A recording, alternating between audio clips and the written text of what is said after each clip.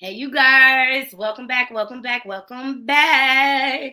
Love Movement. It's your girl, Nikki, bringing you the latest and trending topics, and I vlog my life, and I just wanted to jump on here real quick before I hit the streets today or whatever. To get into some trending topics, we got Lagena Gold out here using her clout for what it is, okay? You know she going to capitalize on it as much as she could.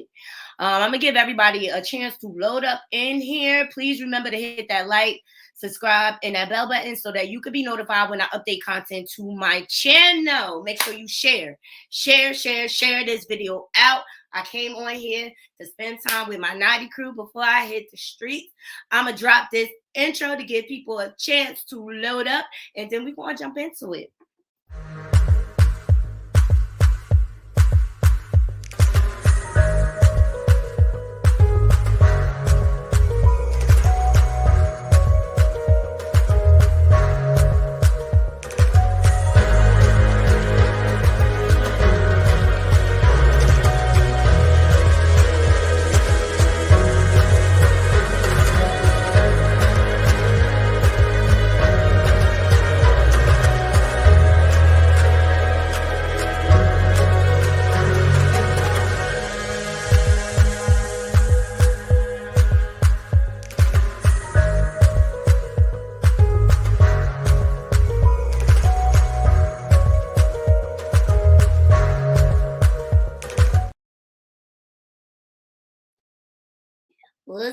What's up? Happy Saturday to everybody. Thank you for joining me. Make sure y'all leaving it in the comments because I want to see who here.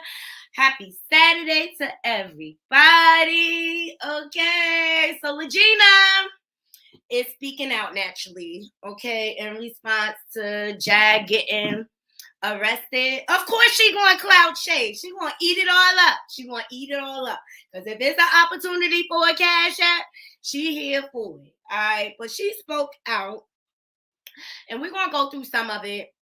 Shout out to Just Say No to SKO for capturing this interview. Go over to the channel and subscribe. Oh, dang, everybody left. All right. I guess don't nobody want to hear about Lagena. All right, I've been following the story. I've been out in these YouTube streets talking about it. So it's my platform. I'm going to talk about it. All right, let's get into it. And then after this, we're going to get into some trending topics. So I know it's going to sound crazy. So I just started remembering like her in the past. And then I kind of already remembered my dad. It just was a weird story to say, to tell people like, oh, he's my first dad. And then he switched to a different one. So just to give y'all a background, he asked her, when did she first know that Aaliyah and R. Kelly were her parents? She's still trying to drive this narrative. And it's a simple solution for me. Take the DNA test. But we all know what it is. But she going to run it in the mud, because don't forget she came from Jaguar. I don't trust her either. I'm like, yeah, that sounds crazy, and I wonder why. About his reputation, I wouldn't, want to be associated with that. But hold on, so you mean to tell me nobody actually came and told you, really? Nobody actually came and said, "Hey, this is the." It was just you, just your own memory kind of said. Just you. Yeah, and I remember a scenario when somebody was telling somebody knew my mom. Well, their cousins. It's a cousin. She said, "Yeah, my cousin went to school with Aaliyah, and they jumped her." So they that jumped was her. Hold. They jumped Aaliyah. They jumped Aaliyah. Yeah, my mama. Yeah. I'm like, yeah. Hold on. Who told you this? Who told you? A woman you met told I went to school with your mom. No, you jumped her. We grew up together. We grew up together like around 2003 type, but she was older than me, so I would have considered her. Naughty cool. I think what's going on with Lagena, she taking bits and pieces of different experiences that people share with her and kind of making up her own story, her own narrative. I'm gonna fast forward this. When you say you want me to come pick you up, you're gonna have to say yes, and then we're gonna pretend that the camera went off to make it all dramatic and stuff. Yeah. Hold on, let's me and you do it real quick. Hold on, let's look. So hold on. So, okay, I'm Jaguar, right. So she talking about how Jaguar would set up all these different storylines, which Perry and Sherelle,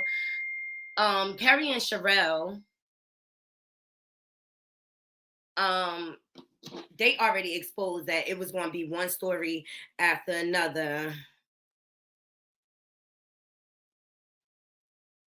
Excuse me, guys.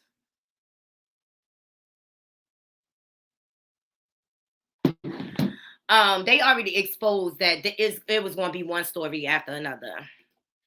So no, fuck that. No, I can't be. I'm you. Okay, you Jack. Okay. So how was it gonna go? I was gonna call you and say I'm in danger. Okay, I need help. So I'm pretending to be her. What she said. You know what? This is not verbatim, but yeah. So we're gonna go live on Instagram Live, and then you're gonna say that you want me to come pick you up, or you want me to help you, and then he like I'm gonna say I'm gonna come get you. I'm on my way, and then that's when you should cut off the camera so it could look like it just abruptly cut off by itself. Okay. So I'm you. Hold on. Okay, I'm you. Let's go. Let's run. All right, so she explaining how they set up the whole scenario from when they came to get her. I mean, we all know this is a scam. She's not telling us nothing we don't know, but she's still trying to drive this narrative. But what I got out of the interview is she okay exposing Jag, but she don't want to expose herself, period. Let me see. All right, you get in the shot. Yeah. They start trying to arrest you. Yeah. You start fighting. No, because we was sitting down and I'm like, he was like, can you put on your clothes to leave? And I'm not going nowhere because I don't know you like that. And then he's like, I'm about to take you naked. So I just end up, had to put on. He ended up dressing me, putting on my clothes for me. What? So, yes. What? I was in handcuffs by then. Hold on. A man police officer took your towel off you, butt ass naked, and helped you. No, he didn't take it off me. Yeah, he didn't take it up. It didn't fall off. Did he help you step into your drawers? Yeah. I thought they supposed to call a woman for some shit like that. They didn't call a female officer? Right. It was all men there. All men, but 2 bitches that put me in there. Like, I already was resisting arrest because, this is some shit. Yeah. It's some shit. I mean, this shit gets okay. So they take you to but what happened when you get there? Like, they start trying to feed you medication. They ask you a million questions. They put me in a stretcher. I mean, they strapped me down. So while I was going to the EMS, they strapped me down and they had me strapped up for like an hour or two. So everybody, so in the hospital, everybody was looking like, they read my paper and they was like, you didn't harm yourself or nobody else. So why are you strapped up? Like, this is not usually the reason for you. It's not usually the cause for you to come inside a mental hospital. Yeah. But they said the judge signed it off, so they can't do nothing about it. Okay, hold on one second. Salute to Lady Cash for that cash app. Salute to Sweet Ginger Baby for that cash app. Salute to the whole gang. Okay.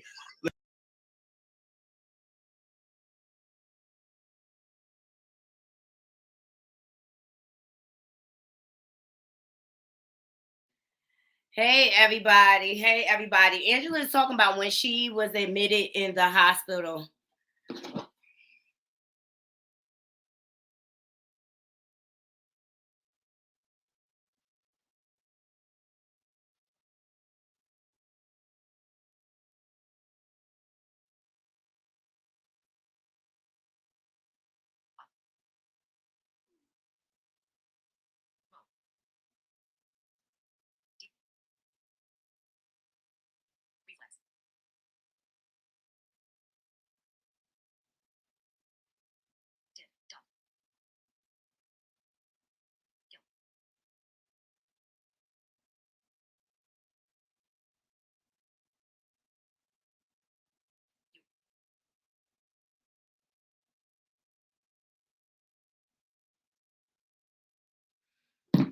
Hey, fans. No, you good. We getting into Lagena response. As you all know, yesterday, I was on live with King World when he caught the live footage of Jag getting arrested, and thank God the witch is dead, okay, for now. Temporarily. Or whatever. But we'll have a peaceful weekend, all right? But it's gonna be a little bit of time before Jag come home. And so, Lagena in her clout chasing form, she gonna try to get all this clout out here so she could try to get her Cash App game up. But it's too late, darling. We on to the scam. We over it. All right, so shout out to, hold on, let me make this small. I want to give credit to the content creator Just Say No to SKO for capturing this interview. Thank you all for joining me. Yes, Miss Brenda, I missed you. Right, Feds? I missed you. But we're going to debunk. Let me tell you something about this interview. We're going to look at it objectively. But you just want to notice how she's willing to out Jag. She willing to out little glimpses of herself. But she not willing to take ownership that R. Kelly and Leah are not her parents. All right. We go in his audience, they ask some damn good questions. Okay. I'm just glad she got away from Jag.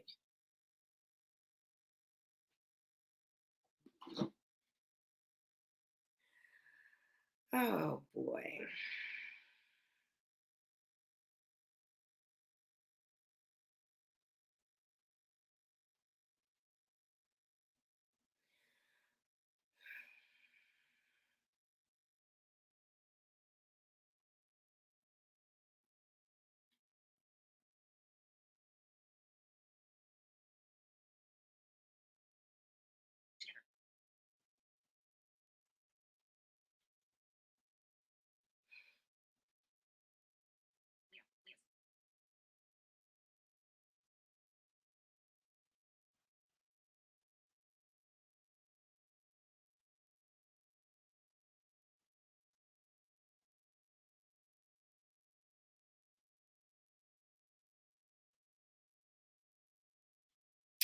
Sorry, guys. I got a little situation that I have to handle.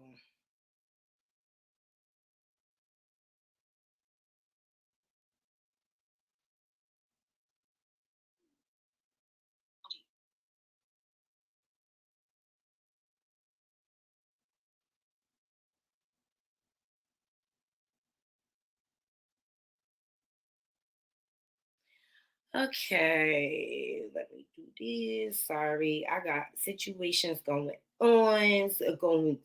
You know how it go. It don't never stop. Sorry about that. Yeah, I'm good. I'm just dealing with some stuff, and I'm going to get it together, Feds. Sorry about that, guys. But I just needed to get that going. Lagena, it sounds, you know what? I'm gonna say this. This sounds like you ain't had no good people around you. You know what I mean? For real. Yeah, I mean, you end up going to when did you get let out? What happened? How did you get out that motherfucker? How did they eventually release you after all this?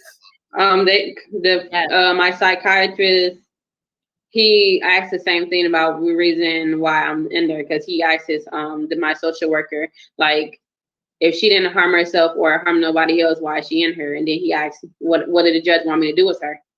And then, so he asked me, what kind of problems do you have or something? I said, I have anxiety medicines.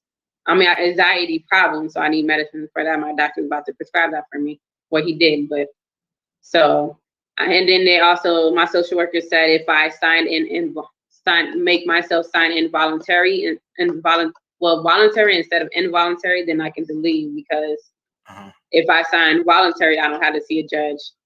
But if I don't, so he made me sign a paper stating that I signed myself in. Okay. Let me ask you this: was that your first time ever going there in your lifetime? Yes. Yes. Have you been back? So she's clarifying. She voluntarily signed herself into the hospital, so therefore she still had the power to sign herself out. Okay. So I don't know.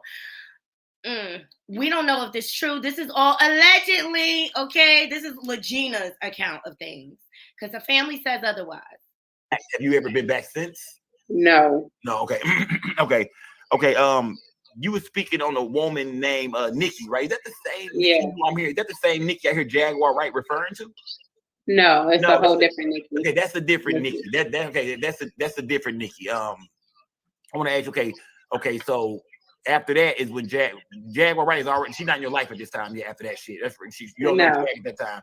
You get with Jaguar Wright. When you get with Jag, what is the everyday? Tell me the everyday with Jaguar Wright. Like, what is it like to wake up? Would you live in the same house as Jaguar Wright? Yes, we was in the same house. Okay, tell me. Okay, it was very. Hold on, Gina. Before you get there, before you go there, I want to say salute to Manny B for that cash app. Salute to Manny B.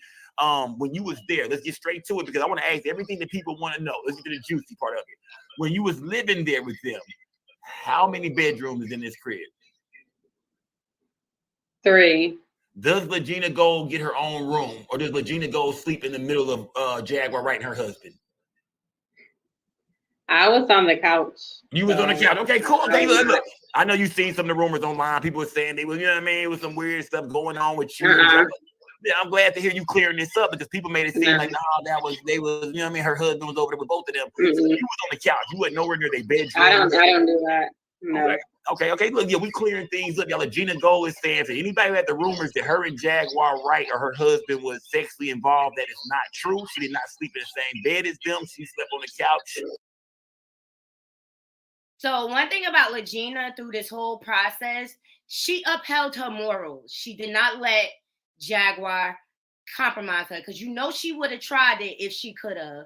And Goomba was not interested in bringing anybody else in the bed. That was Jaguar thing. That's what she wanted to do. You know, because she said he was lack thereof in the bedroom. All right. That's it. Okay, talking to everyday day with Jaguar Wright. What is it like? We was on the go a lot. Like I feel like I had to, because y'all seen it. It's all over the internet. So I was there for pretty much majority of it. So, so everything I've been saying that y'all see in the background is I finally said it. Well, it's probably more things, but as far as like the yelling part, it didn't start happening until like a week or 2 ago. Yeah. That's far as like you saying slick shit, and I'm trying to be nice, and I don't, Yeah. Salute to Fallon for that cash app. Salute to Fallon for that cash app. Go ahead, Lagena. So it consists of traveling, Louisiana and Texas, back and forth, hotel living. Okay. We hiked sometime. We hiked, so them hikings and walks was good, Okay, so that was good for the soul, just going hiking. Yeah. Sometimes just talking, y'all just bonding and shit. Yeah. Okay. So tell me this, y'all traveling around. You said sometimes y'all going hotel. What is all the traveling for? Like, what are y'all traveling so much for? One, you seen the Mexican cartel. That was one of the reasons why. For one, hold on. Hold on. Did you just say the cartel? Yeah. Remember the note that was.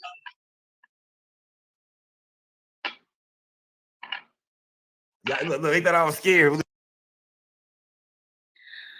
right, guys. Remember the note? See, Perry debunked this. Remember the so-called note that they found on the front door, and Perry found the drawing on Lagena's profile. She's still trying to carry on the lies. And if you ask me, she's just as bad, or if not as worse than Jaguar, seriously, for still trying to perpetuate and carry on these lies.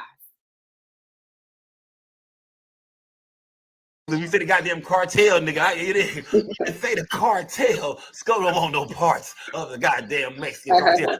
Salute to the Mexican cartel if you motherfuckers. My essays watching tonight. Salute to you boys. You know what I mean? Talk to me, Lagena. Yeah.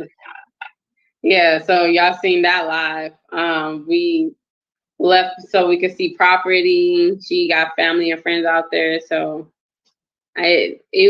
it was a nice experience, I guess, to be on the road. But hold on. What was the dealings with the cartel? Like, was she just friends with some people in the cartel? Like, she just cool with them? Oh, her what she's talking about, the DeSoto police pushing drugs, and it's the Mexican drugs, and so it might be. I think it's true, maybe. But okay. So keep going. You said the day with Jag. You know what I mean? So every now and then y'all go see the cartel. Y'all would go hiking and shit. Y'all would travel from hotel. What was some other stops y'all made? What was some other stops along the way? What I feel like it's a blur, but because I don't really think about it. But we'll go out with some of her contacts, like her friends. Like they very known in the industry. They do good things. So so it's more of seeing rehearsals and seeing other people that was in the media. So Did Jag have work? Like, was Jaguar Wright still working in the business, or was she still getting hired to do music or do shows? Was she still working within the business, getting paid?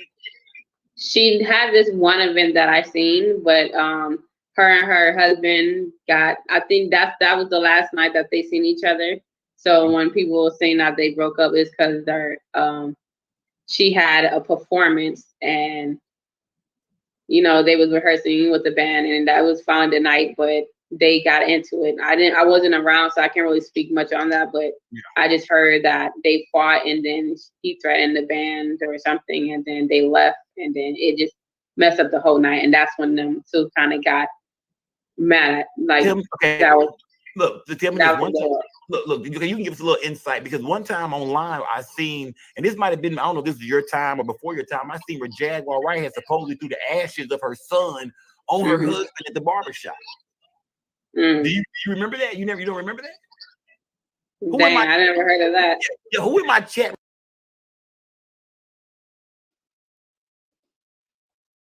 Thank you all for joining. I appreciate you all joining. Please get that like up. Hit them likes, and share. Let's get more people in the room. Let's dissect this interview. Some of the things she says is very telling.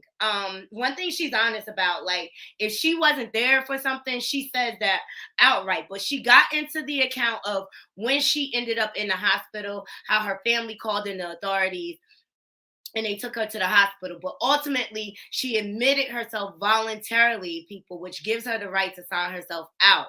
Mental health illness is hard when you're dealing with adults, because they have rights. Yes, they have rights. Yes, and we accept Cash App, you guys. We accept Cash App. But they have rights as an adult or whatever.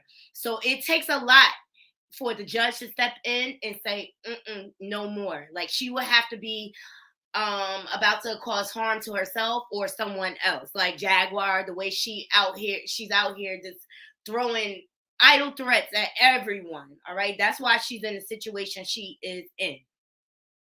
But the cloud chase is real, you guys.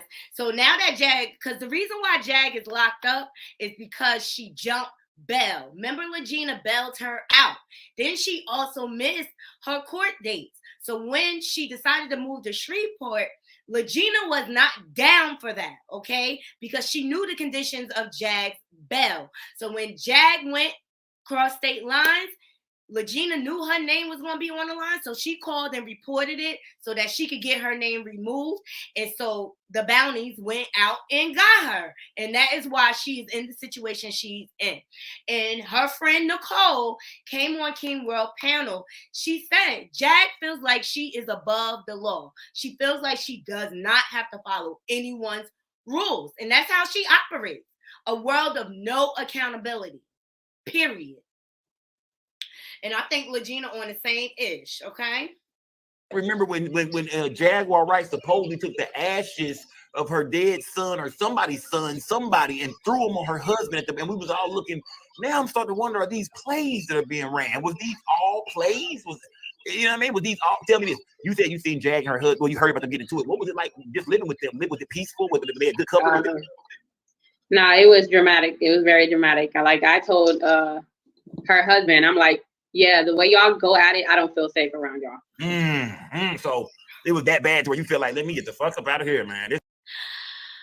Oh my God, stop the show. Oh my gosh, shout out to Lo for the Cash App. Shout out to Shaby. Thank you so much, Queens. I appreciate y'all supporting me. Hit that like button. That's right. Share. Okay? We're going to dissect this Lagena interview because the cloud chase is real. So we're going to be on the train too. Okay, Naughty Crew? Let's get back into the interview. I'm so excited.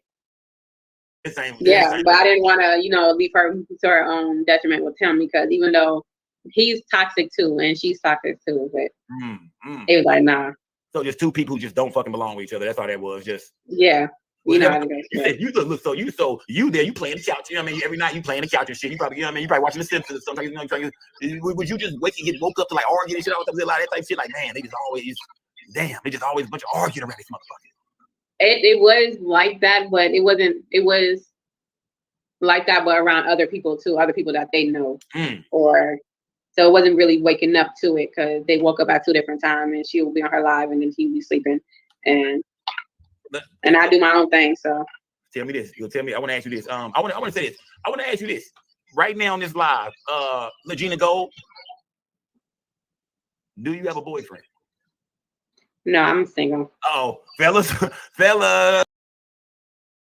Okay, she's single. So she just revealed like their relationship, Goomba and Jag, was just toxic, period. It didn't matter who was around or whatever. And some couples are just like that. And you know what? I'm glad Goomba got away from her.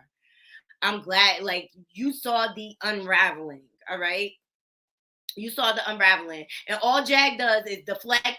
It's everybody else's fault. She tried to blame Lagena. She tried to say that she refused to take the DNA test, which we'll get into that later because they asked about that. And that's why I wanted to go over this interview. He's a very good interviewer. Shout out to Just Say No to SKO.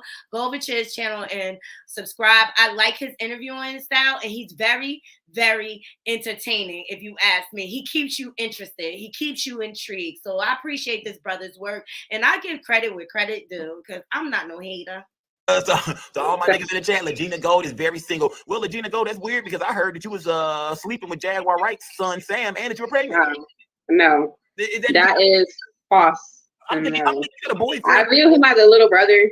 Like, no offense, but I do view him as a little brother, and I'm not married to him at all or pregnant by him either. So I'm not pregnant at all. So where did that come from? Was that just why was she? I'm thinking when I heard him like, oh, so she dates Jag's son. That makes more sense, I guess. And they maybe they're a family, you know what I mean? And she pregnant. So that's not real. That's not real. No. I don't know where the rumor is. Maybe they seen us talking, or the camera, or no. You okay? I'm not, okay, so you're okay. So you're not getting ready to be Jaguar Wright is not going to be mama-in-law. No. Okay. No. All right. Then. All right. All right. We leaving it on the table. All right. So okay. So you said living with Jaguar Wright. It was some things. Tell me this. When did let me say hold on. Let me see. Do I want to go there? Yeah. I want to say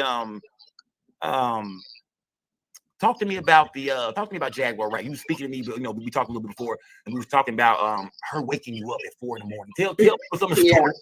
Tell people the stories about her coming, shaking you. You on the couch. You trying to get some Z's and shit. She waking your ass up at 4 a.m. Tell people about that situation. So that night, that one live that she went with the alarms on, you might see the lights flashing and a noise in the background. So that alarm was on for like hours because the smoke and stuff. So I think it was the incense, but. So I was asleep until like 10 to 2, and the alarm was on. So I wasn't asleep. So she was like, "Do you want to go out hiking?" And I'm like, "Or out, And I'm like, "Yeah." She said, "And I also got to tell you something but we got to do something important that we got to leave or whatever she was trying to say." Okay. But she can't say it here. So I'm like, okay. So I was curious. So she ended up getting like done at 4, and then we left, and then we drove to like near a creek, and then she put on her live. Oh, it's like 4 a.m, right? Yes. I'm trying to paint the scene in my head and shit. So it's like 4 a.m. You get woke up and shit. You know what I mean? Look at the eyes. It's 4 a.m. You know what I mean? Nigga wake me up. I got and I'm like, I'm ready to hike. I'm ready to hike and stuff. So yeah. This proves Jaguar Wright is this weird. She's strange, okay? And she's always trying to make you feel scared. Like I remember this live, and they were sitting on like a dock. And they were not hiking. Jag does not strike me as a woman that hikes. She's not in shape at all. She's not in shape at all. She's a big stunt artist. That's all she is. That's all she does is run around lying and dropping stories to keep you intrigued. And the reason why I'm talking about this, because it's a big scam, people. We got to be more diligent in vetting people. We can't take people's word for things. It's just not right. It's just not right. It's not right. Let's jump back into it. I'm gonna wake me up. I'm gonna wake up like this. What's going on? That's hilarious. What's going? So she wake you up. You get up. She take you to the car. You thinking it's like something serious going on. Like, you know what I mean? Like she some serious shit we couldn't get into. And you said she take you by spooky. We gonna put spooky in there. You didn't say that, but you said she take you by a spooky ass creek and park. And then what? When she parks the car, then what? We just listened to somebody's a content creator online that's discussing her and her marriage and Nikki. Wow. Yeah. Wow. So, and when you say Nikki, you mean the Nikki that her husband is now dating? Yeah. Okay, yeah, I know her and her husband are not together no more. I've seen all this online. I'm just looking at the shit online, and so you mean to tell me she waking you up at 4 a.m. and y'all can go sit there by the creek and shit and watch some YouTube? Yeah, yeah. It wasn't facing the. It wasn't facing the creek. It was facing like the road, so we was near that. So but I'm saying it's crazy. I know a lot of these people on YouTube is crazy in the motherfucker. A lot of crazy shit going on YouTube streets. But to know that Jaguar Wright is waking you up at 4 a.m. to go watch the other content creators and see what they saying about her and her husband, man. And I guess they mentioned me, so she felt like that was warning to me, so I can be aware of this content creator talking shit about me like I care, but I don't. So man. I'm like, so I really don't care. She's like.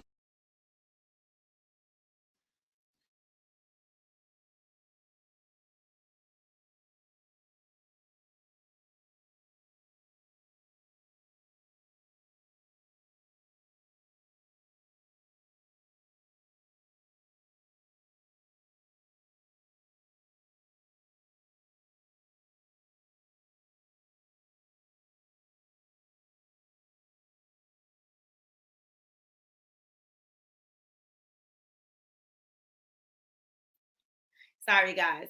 She said, Jaguar Wright's friend Nicole, she was on King World's panel yesterday, and she said Jag is obsessed with the attention. Like, she sits for hours just watching YouTube creators so she can respond. And so she tried to make Lagena the same way by making her aware of different content creators talking about her. But as you heard, Lagena said, I don't care. I don't care. I don't care. Jaguar Wright is the only one that cares. Because this is her, Nicole said it. She got kicked out of the music industry, and this was her second opportunity for fame. She yearned for fame that much, Jaguar. That's why she's always on live, always on live, always on live, always on live. I go on live too, but only in certain circumstances. Like, if I'm not in the mood, I'm not in the mood. You gotta listen. You need to listen. Why are you trying to not listen and try to disobey me or try to not listen to orders? If I tell you watch something, you listen. I'm like, I'm not listening to this.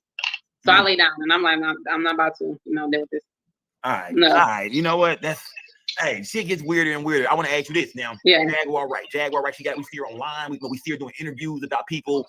She would go in on Diddy. She would go in on, she would say things about your father, about R. Kelly. She had like stories to speak on everybody.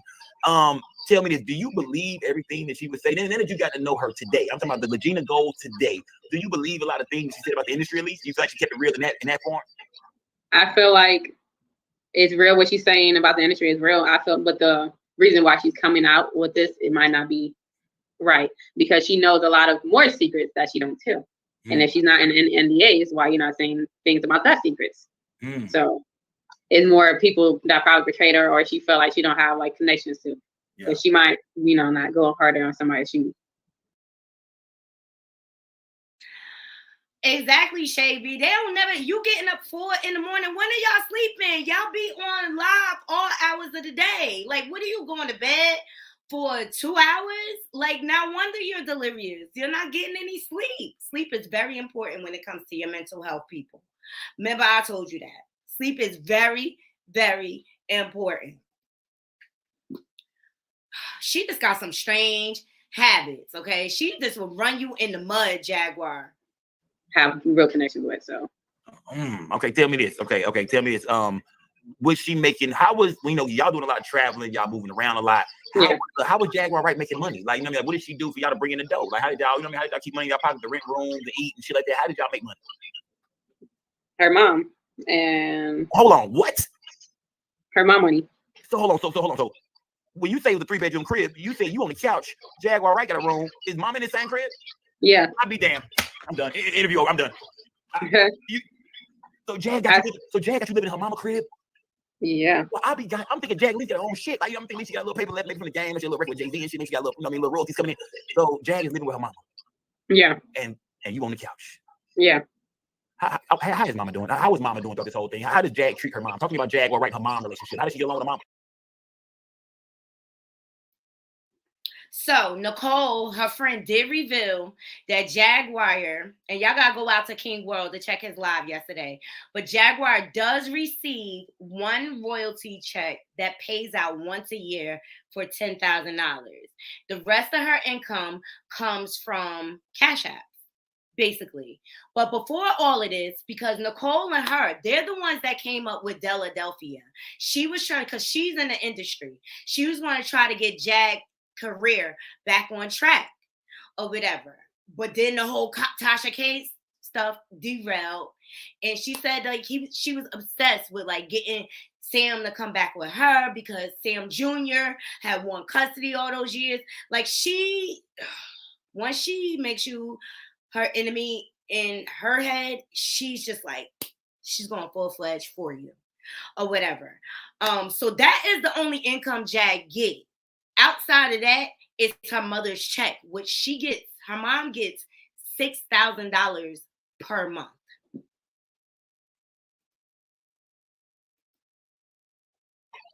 Her and her mom, I wish they have a lot of animosity that happened when they was younger, so a lot of negative, a lot of traumas there. So it's more of because she do take care of her mom, like she's with her mom. Not everybody's still with their parents, so I can say that. But the way she talks to her, she can do better. She can do better with talking to her. She can do better. I haven't seen her put her hands on her, so I can't speak on that. I haven't seen that, but the way she speaks on her could be better. Okay, so you saying so basically, Super Jennifer played Cash App. Super Jennifer, so you basically telling me that she was living with mom. She don't treat mom the best, but yet still mama looked out for her to stay to her and her husband. Her husband was living with her mama too. Yeah, and it was under his name too as well. Okay, that's cool. Okay, so what you think is Goomba, right? Nigga Goomba. I mean, I think I seen him on a couple interviews and shit. Yeah. The nigga she threw the ashes on and shit at the barbershop. So Goomba, they're a family. You meet them, they have a lot of families like that. Where mama stay there too. You know what I mean? Mama older, mama stay there with them. Okay, so they all staying together. Tell me this: when did hold on, what was you and Goomba relationship like? You know what I mean? What was you and her husband relationship like? Was he cool with you? Did you and him ever talk, or did Jag? I mean, how was that? How did Jag play the role between you and her husband? We didn't know each other that much. We did have conversations as far as he asked to know Neyo advice on what he can do for his wife. He mentioned other Solar, and he asked Solar the same thing too. It just I don't think it's genuine. I never thought it was genuine from him. So. You feel like he was kind of like.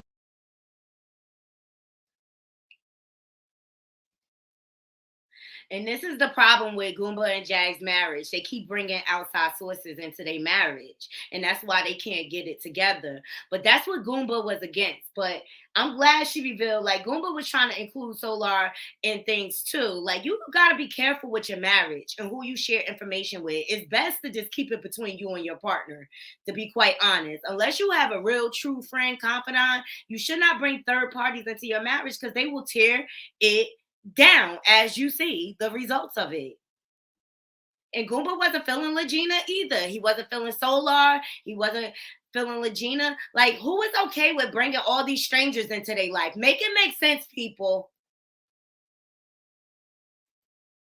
Like being he was condescending. He knew what to do to set her off, and he didn't mind it. Tell me this: did he ever like try to make her jealous and shit like that? You ever see him doing things or like to make him jealous of other girls and shit like that? No, not really. I haven't seen that from him. Tell me if did he ever, and while we're going to use around him, did he ever try to get at you? Did he ever, you know what I mean, try to talk to you, say something slick to you? Did you ever say anything to him and you feel like that was kind of a little uncomfortable? No, I haven't got that from him. No. Okay, never. Okay. No, so I mean, we gotta address everything. We gotta address anything we feel like. Even if people ain't said the shit, they think of the shit. You feel me? So yeah. Because anytime you think about a couple who take in a grown woman, you know yeah. It sound like I know, and I was thinking, I'm like, I hope they not thinking that. It sound like a threesome. It sound like, hey, look, I'm be honest. It sound like double head. It sounds like double head. I feel like I would choose somebody other than them. Yeah, because you know I would choose somebody else. But people have dirty minds. Yeah. Especially my chat. They have dirty fucking minds. Let's move on. Okay, I want to talk about this. The crib y'all live in. I heard you say that the light. They're talking about the light bill at the crib. Remember the lights? Talk to me. So I guess her husband cut it off. He also cut off the phone prior to them. So that morning he cut off the phone, so they didn't have their phone on until she turned it on. And then she switched everything to her name. And then a few hours later, the lights was off. Okay. So y'all in the crib? Are you there? Yeah. You heard that, y'all? Jag switched the lights to her name and they got cut off. Goomba cut the electricity and he was telling her, like, the light's about to go off. He cut the electricity. She put it in her name and they cut it off. If that tell you she ain't got no credibility, I don't know what else will, okay? All right, you can't even get the lights in your name, Jag. And you out here trying to act like you somebody. You can't even get your lights in your own name. And boom, lights out. Yep. So what do y'all do? I knew her mom was there, and I knew Sam was there. So I'm like, I'm gonna just put it on my name. So she didn't ask me. I put it on my name. And make sure y'all hit hold on. Salute to OG Skinny Mini. Y'all salute to OG Skinny Mini for that cash app. Salute my girl, OG Skinny Mini. Salute all my moderators in the building. So basically, so you, out the kindness of your heart, Lagena, out the kindness of your heart, you go and put the lights in your name, and you get them up for the Wi-Fi back. Yeah. Okay, tell me this. The lights today, are the lights still in your name over there? No, I cut it off. Her mom called me while that was happening. So she told me you can go. I'm so happy she got them lights out her name, because that's the only reason why Jag was using her for her name. That's what she do. She latch on to people, use you for what she could benefit off of you, and she discards you like you're nothing, because she does not value people. She thinks she is the biggest thing since sliced bread, people. I'm telling you. I was so mad when Lagena put that light bill in her name, because y'all grown. I'm supposed to be a guest. I'll be goddamn if I'm a guest in somebody's house and I'm putting stuff in my name and bailing people out and getting their cars out of the tow. How come all your life problems are becoming mine? That's my question. I can't stand bums like this. Go ahead and cut off the lights. Okay. Tell me this. Do you feel okay? Well, now, fuck it. Let's go into this. You told us, a little bit about the situation with you being, with her wanting you, for people to think you're in danger. You know what I mean? Yeah. Please, Lagena, can you give me another play? What's something else that Jaguar Wright wanted to play out online for the people? What is something that you want the people to think about you and her? What's something else that you wanted to play out? Well, to clear it up, my life was in danger, but she wants to play on it to make it to her narrative. Yeah, that weirdo ass nigga with the pest control. Yeah, because he was actually there. Like, we need to put a warrant out for that nigga arrest. I don't think catch up his bitch ass. I don't think put a warrant out. Put a picture of that nigga. Okay, but tell me some more things that Jazz on the internet to believe. Let me see. Because I know with the narrative of me and Sam, because the thing is, what Sam did with another story about me and him again, saying that we was married. We ran off and eloped and got married, and then he beat me up, and then somebody was already saying that, he beat me up, and then I pressed charges against him. And the thing is, Jag wanted that story. You see? She willing to even exploit her son, which she did that early yesterday morning. Had him recount a SA situation that happened to him in front of the world. I swear, if anybody give this woman a cash app, the way she exploits her family, the way she exposes people without proof, seriously. She wanted them to fake like they was married. See, look at the patterns. And now Sam is assaulting Lagena. She did the same thing with Goomba, guys. Look at people's patterns. And she don't never have no proof of the abuse online. And Nicole, her friend, even said it. Nicole said Jag was more likely to abuse Goomba. And if Goomba were to lay hands on Jag, it will be in defense trying to get Jag off of him. Boom. 42 feet on. So she was like, let's not clear that up. If they ask you, say no comment, we're going to let that story run. And I'm like, what about his reputation? Because that's not fair. And he was like, no, we're not going to care about his reputation. They're going to know he's a good guy, or what did she say?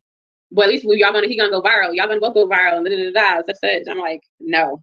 Man, look, y'all. I want to say to everybody in my chat right now, please put your jacket and your mittens on. Nigga, it is a cold motherfucking world out here. You hear me? Say that, let the rumor play out that my son that you and my son are dating, that he beat the hell out of you, and that he went to jail. If they ask you about it, just say no comment. But this is a son. Yeah. All she care about is going viral. She don't care about her son's reputation at all, which doesn't surprise me, because she don't care about her own. It doesn't surprise me. She was willing to tarnish her son's reputation just so he can go viral. Make it make sense.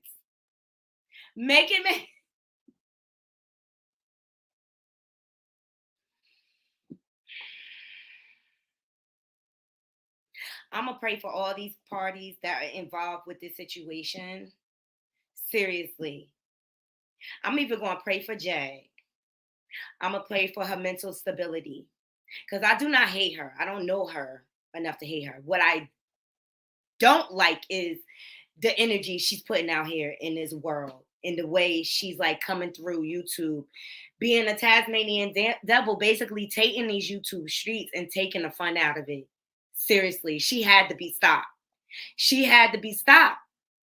And she was moving on to Sam. And she started, you have to go over to her channel. And if I could pull it up, I will. But she had him on the bed. Hold on. Let me see.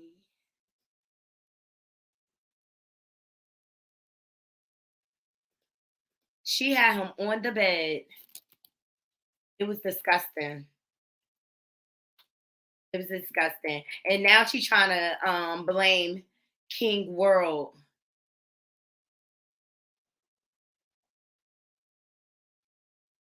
For going to jail. This is when she got arrested. Let me see. Hold on. I'm going to try to pull it up. I'm going to keep playing this.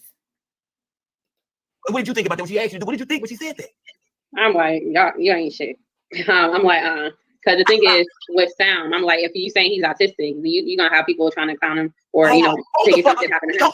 No, fuck that. Stop the presses. Hold on. Flag on the play. Hold on. He's autistic? That's what she says. But I think her father said she has not been diagnosed. So I don't know. I can't speak on it. I was finna say, if I was finna say, Jack, that was, okay. So how did her son feel about this? Did you ever tell her son? Like she told you and her son this play, right? Yeah, he was there in the car and he just started laughing. Like, no, like he's not in a relationship. He don't do that. And, like, I don't want to go into like, you know, his personal business, but it sounded like you said he ain't. It's like you know, I mean, if he wants to find one, he can find one. You know. Okay. Look, I do a dating show too. Yeah. Find love for her son. Who knows? You know what I mean? Sam. Oh, you do? Yeah, I do a dating show. Yeah, for the love of Sam. Yeah, that'd be something. Sam, holler at me. We'll do it for the love of Sam. I find somebody, Sam. Oh, that's right here on my channel. I do blind date. He came to see what it is. I make the girls get the cameras off. Let them talk to him. Get their voices and pick out. Yeah, I do a dating show. So yeah, remember that's what we do.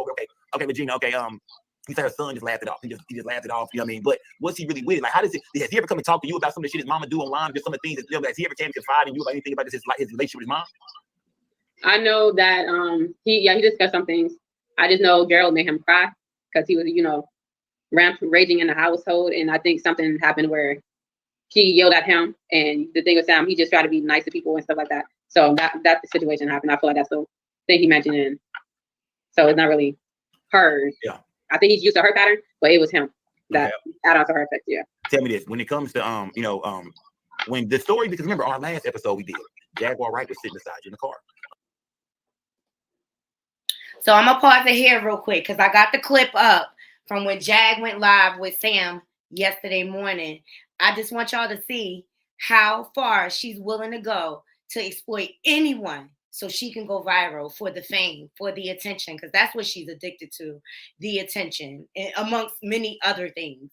Okay, because King World, like he showed it, like she tried to commit a whole DRUG deal online and thought nobody was going to figure it out. It's ridiculous. It's freaking ridiculous how diabolical this woman thinks. Okay, so let me do this. Let me speed it up so that. And it's fair use, okay?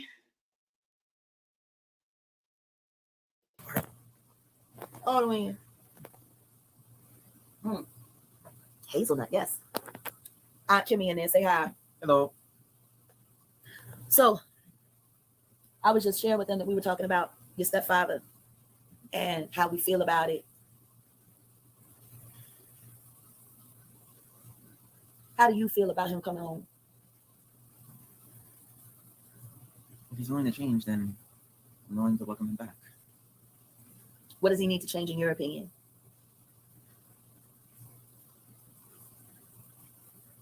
If there's one thing I'd like him to change, it's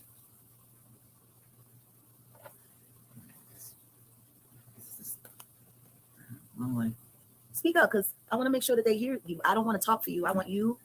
We're talking to your stepfather right now. Tell him what you feel and how you feel. Your mother's a poor boy. Right. I want him to be able to work on some of those old habits that seem to stuck with him, like the drug abuse and the dodging of medicine. It's not to say that he wasn't taking his medicine, but he got so many bottles in there that it makes the question whether or not he's really taking the amount they should be. I want him to get better. I see. Mind you, you guys, she woke him up out of his sleep just so he could come on live because somebody in the comments was like, "Where's Sam?" She just barks orders at people and she just expects for you to just follow along. What gives her the right to boss people around? And her family has said she was a big bully. She has been like this her whole life, a bully. That's her mentality. Some of me in him, and he's one of the Let's only. not forget she coached him. He's only one of the few men that I've come to know, especially in such a short time, that When y'all finally got good, y'all got good. Shoot, y'all started ganging up on me. And I was so happy because all I wanted was for the two of y'all to have a real friendship. Shoot, I come in the house and y'all sitting there together watching Forged in Fire. Remember he got you started watching that slap mess? It's the slap box.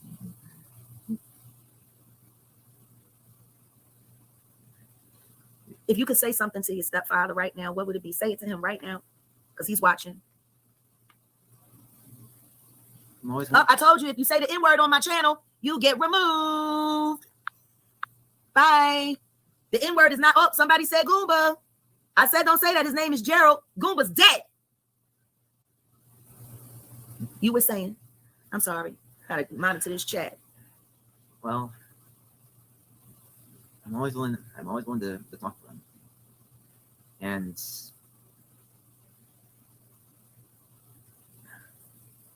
okay, I'm sorry.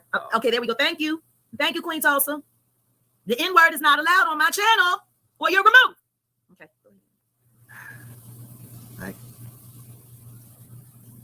still think of you as a friend, and you're my stepdad. No doubt about it. Still like to be able to have that relationship. By the way, Dirty Nikki, when she was with that fraud, stud, fake nigga, she said that she's been telling him not to talk to anybody from my life or anybody that he shared with my life. How do you feel about this shameless whore, this skeezer, telling your stepfather not to talk to you? That's just wrong. It's as if you're trying to silence him from anyone else that he knows, and just trying to keep a hold of him for yourself. Welcome, Empress Sugar. It not only comes off as selfish, but comes off as almost demeaning, almost controlling. You don't want any other voice. You don't want anyone else to speak to him. You only want your own voice to go to him, and no one else's. It's terrible. How do you feel about what Dirty Nikki has done to our family? When I found out that she was there in the back, it really made me skeptical of everything that happened. I started to feel bad. It did open my eyes up to some things, but in regards to her specifically, I see you. Oh, thank you, Mods. Thank you. In regards to her specifically, while I don't know her, I don't want to know her. If you could tell her something right now, one thing, if you had the opportunity to look her in her face, what would you tell her? Tell her right now, because she watching. She always watching, ain't you, Dirty Nikki? You are a mother with children. You brought them into this life. Show some form of empathy or motherly will and actually take care of them. It's not just you who's going through all of this. Mind you, this is all Jag's narrative that she's feeding Sam. And he does not want to disappoint his mother because all he yearns for is his mother's love. But what he's never going to get that. She's too selfish. She's too selfish. And I've seen this in my life in dealing with family and everything. He's never going to get the type of love he needs. First of all, Jag treats him like he's still like 6 or 7 years old. She does not treat him like a grown man. He needs to go back with his dad. Sam, if you're listening, please go back to your dad. You'll have a better chance at life. You'll have a better life. It's your kids too. And the last thing I want is another me who's gone through all that I have, or worse. I need to apologize to you. There are choices that I made when you were younger, when it came to the custody battle and all of that. I could have done a few things differently, but I don't regret it. None of it. I'd do it again. I'd go to jail for you. I'd go to hell for you. What's the point of your apology? But I should have listened to Stebroy. But I was so afraid because you didn't want to have to go to a custody trial and you didn't want to be forced to have to testify against your father or me. And I understood that. You didn't want to be in the middle. And no matter how much I tried, you want to make him testify in front of you back in. Yeah. Just move on. How about you move on and get the fuck off my page? And babe 2314. Anybody ask you to come here? It's a privilege, not a right. So, to close out,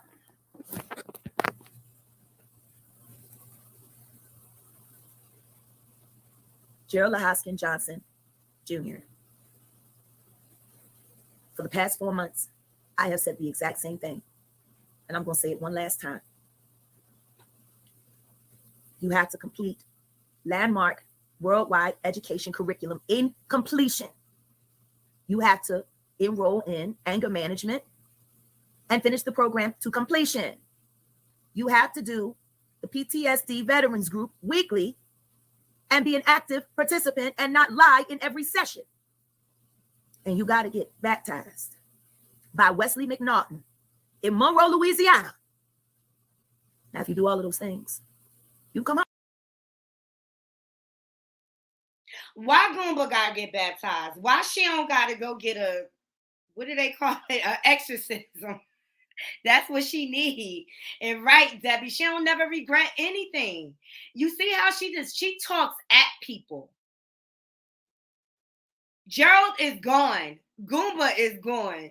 Goomba don't want your diaper booty ass. No. Because in order for you to complete all of these things, you would have to literally become a brand new person. We can deal with that. You big head dummy, we miss you. But we don't miss your shit. We don't miss your lies. We don't miss you stealing. We don't miss you breaking furniture and scaring people and harassing people and terrorizing people. We don't miss that shit. Who the fuck would? If you complete all of these things, either while you're in jail or after you get out of jail, because you are going to jail. Make no mistake about that. But once you've done all of these things, then you. She keeps saying he going to jail, but Jag, you the only one that ends up in jail every single time. You can come home. You know where we're moving. You love that house. But you cannot cross my threshold if you ain't right. And you ain't right now. But you can get right. You can get right. You can do the right thing. You're about to lose some years of your life because you allowed your mother to creep back in your mind and fuck with your head again. But she ain't gonna be the one that's doing the time. You're gonna do the time. Is she gonna fly out or drive out to Phoenix every month to come visit you? Are any of them Clump Johnson motherfuckers gonna put money on your books? Or is that gonna be my responsibility because I'm your wife? Even though you said we're divorced and I'm still waiting for you to produce documents. I asked you to email them to me. I've seen nothing. I can only take you at your word. We're divorced.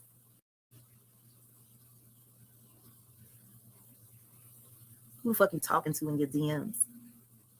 Now this bitch is encouraging you to date people in your DMs. If she can encourage you to date people in your DMs, why didn't she encourage you to go home to your wife Now, this is what I find really interesting about Dirty Nikki. She always talking about God and she's the angel that saved. Don't you understand? Thou shalt not commit adultery. It's a sin. What you're doing by God. It's a sin. Interfering in a marriage is a sin punishable by God's wrath. We are Christians. We follow the Bible. And you're harboring my husband in that Section 8 house that you don't own and keeping that man away from his family. He never married you, bitch, and ain't none of them kids his. You just need somebody to play Mr. Mom because you can't keep a man with you. Like you said, you dumped my husband to marry the African, and that nigga leveled up and dumped you. Don't nobody want you. Ever. Y'all sitting here encouraging this foolishness. The bitch done told you she met him at Bobby's shop when she was 7 months pregnant with that little unfortunate child that's about to turn 13 years old. You heard her say she had sex with him while she was pregnant with that girl. That girl finna turn 13, and now all she hearing about online is how her mom let that man that's in there bullying him around come all over her head. Before she was born, she was being abused. And that's what y'all encouraging? Make this very clear. Anybody who encourages that begin. Right. A lot of people got a lot of opinions about our life. I got followed last night. I had to take the long way home. There's always somebody after Jag. I've been being hunted for years. Separated myself from my family, from my son, to protect him. Son, where do we live? No. Do you know what city we live in? Shreveport. About a month now, right? We've been home? Yeah. Shreveport is home. Mm-hmm.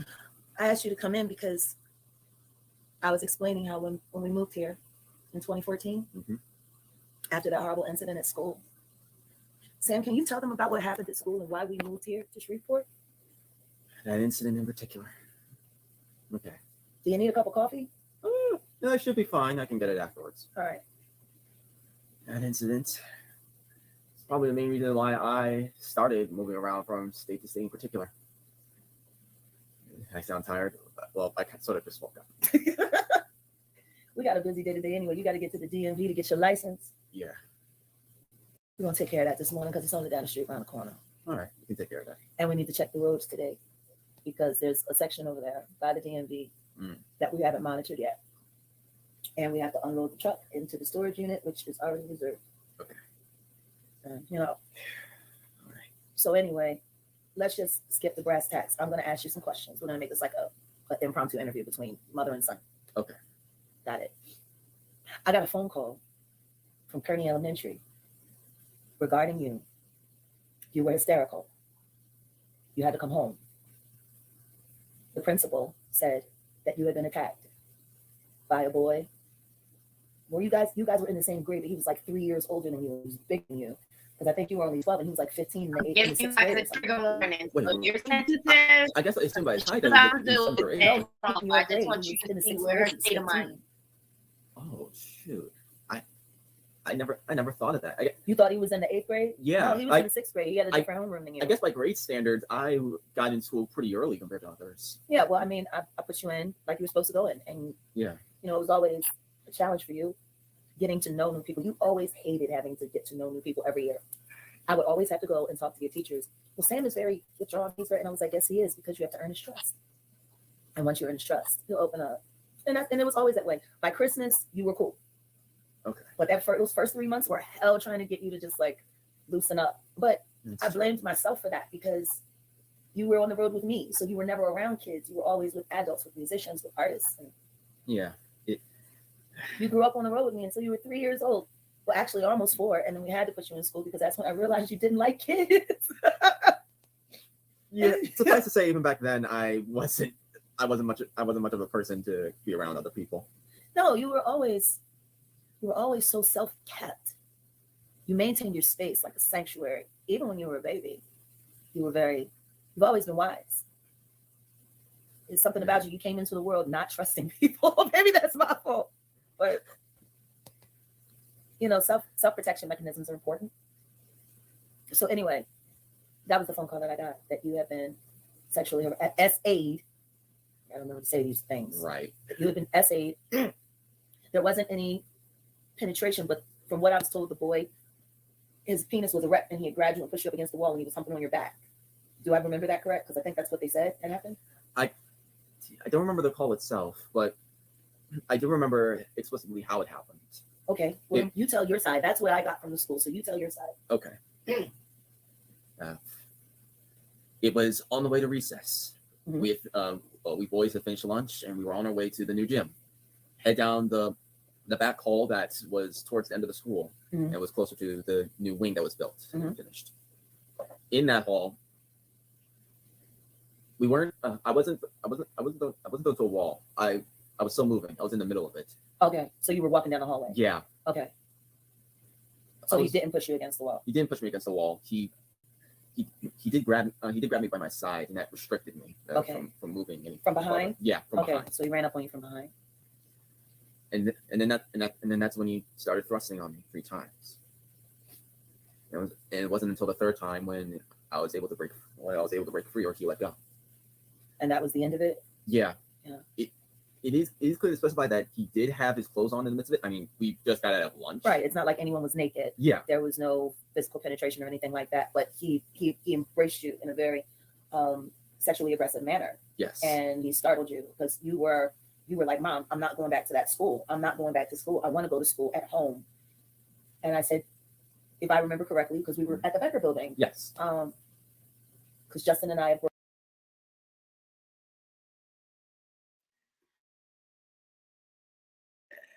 All right, Debbie, yes. Wow. She is willing to even exploit her son. And you know what? Jaguar has a way of exaggerating. Like, it'll be the truth. Like, was it the boys tussling and Sam just didn't know how to fight? Like, she's totally coaching him. I don't know if anybody else sees it. Is this coaching? But she's willing to exploit her son. I feel bad for their family. This is embarrassing what she's doing to them. Sam does not deserve this. There's some things that they just don't belong online. And it's disgusting. And she deserves to be where she's at. I don't care what anyone says. I have grace and mercy on her, and I pray for her. But what she does to people, it's predatory.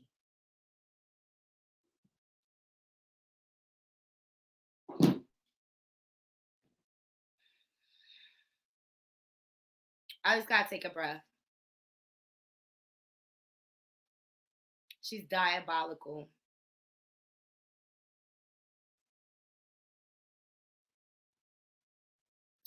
And poor Sam, he's like a deer in headlights. He just wants his mother's love. And this is how she loves him, exploiting him, because she needs a storyline. She needs content. I just wanted to give y'all a little perspective of what went down before she was arrested. And quite frankly, I think she deserved it.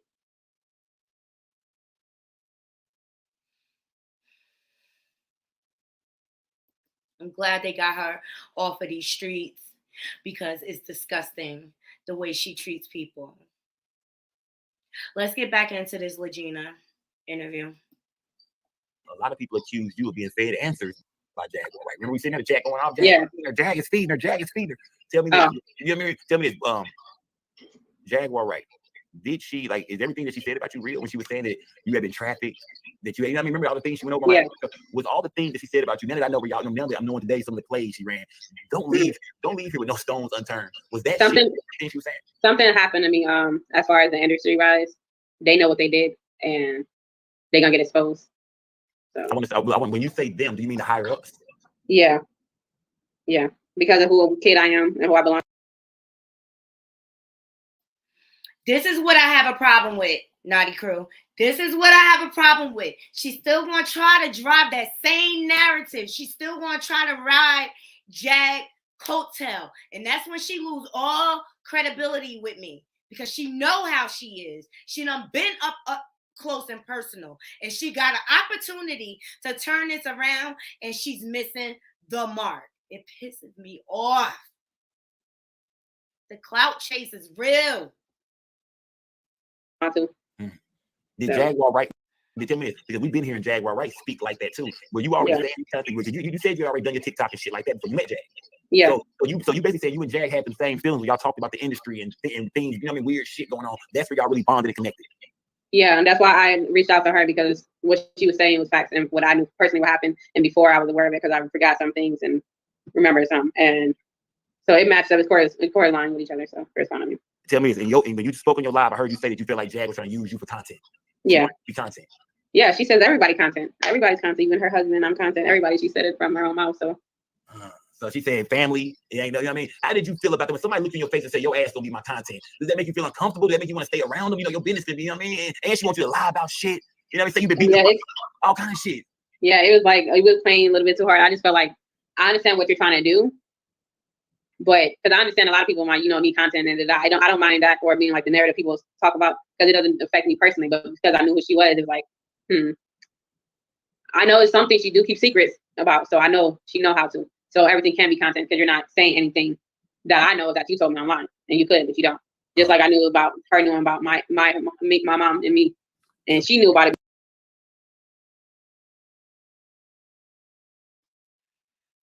I just want to bring out, she knows the formula Jag uses. She knows it. So she going to use it to her advantage to try to scam people, period. She ain't no better than Jag, if you ask me. Before then, and she ended up confirming that too later on. But tell me this, okay, with her running so many plays, with her saying she gonna use you and everybody as content, do you feel like she could be maybe lying and using your mom as content? Like, you said your mom is the lead. Do you feel like maybe you think she ever really spoke to your mom, or could it be some shit that maybe she's just telling you to draw you in for content? And that's how I was thinking that too. And come on now, Gina, be real. She using everything. She told you everything is content. You think she really knew your mama?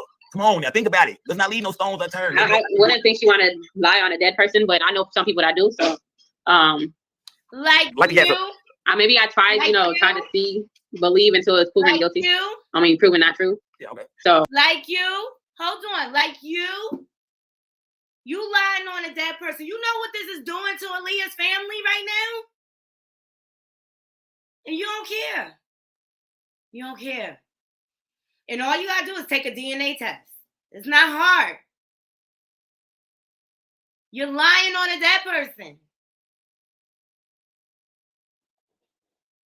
This is rehashing pain.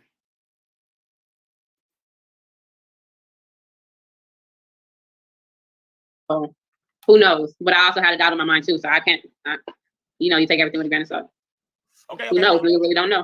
Okay, tell me this. Okay, now, did she ever have anything good to say about R. Kelly, or did you ever, because doing your research on Jaguar, right? Did she always have good things to say about your father, or did she ever, or negative things? She keeps saying he's an acceptable criminal, like he's not the worstest one. And I respect that, because of his actions, he did do bad things. And in what world is a criminal acceptable? Let me know, Naughty Crew. In what world, especially a criminal like R. Kelly?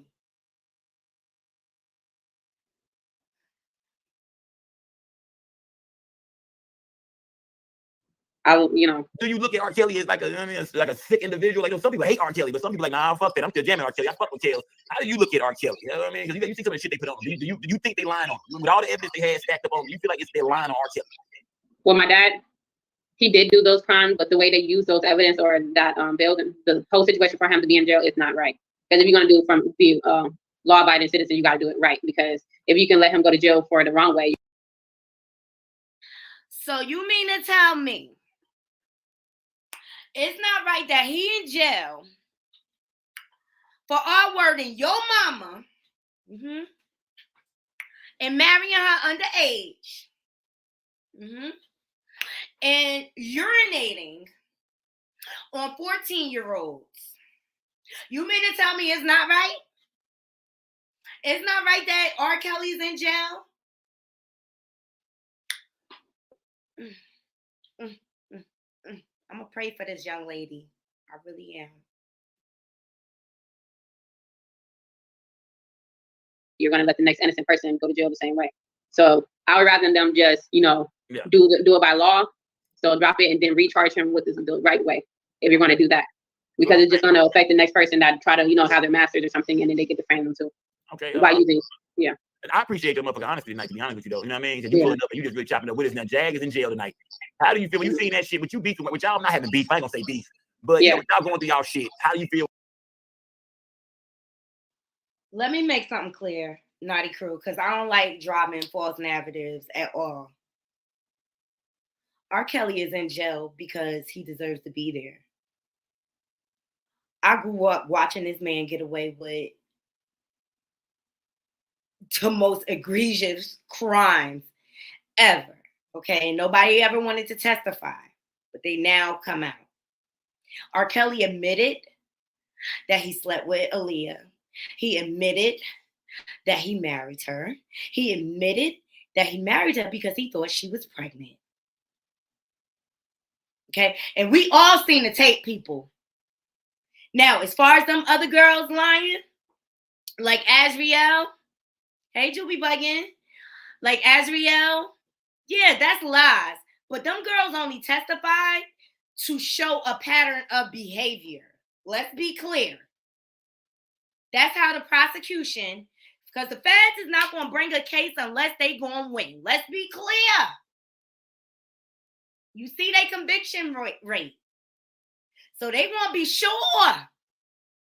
And did y'all see the mountains of evidence? He wasn't even smart enough to get rid of the stuff. Like, let's talk about America's dumbest criminal. Okay? I just want to be clear. And to all you R. Kelly supporters out there, he did this. And I said it. I said it. And I wonder if y'all would feel differently if it was your daughter, your niece, your granddaughter.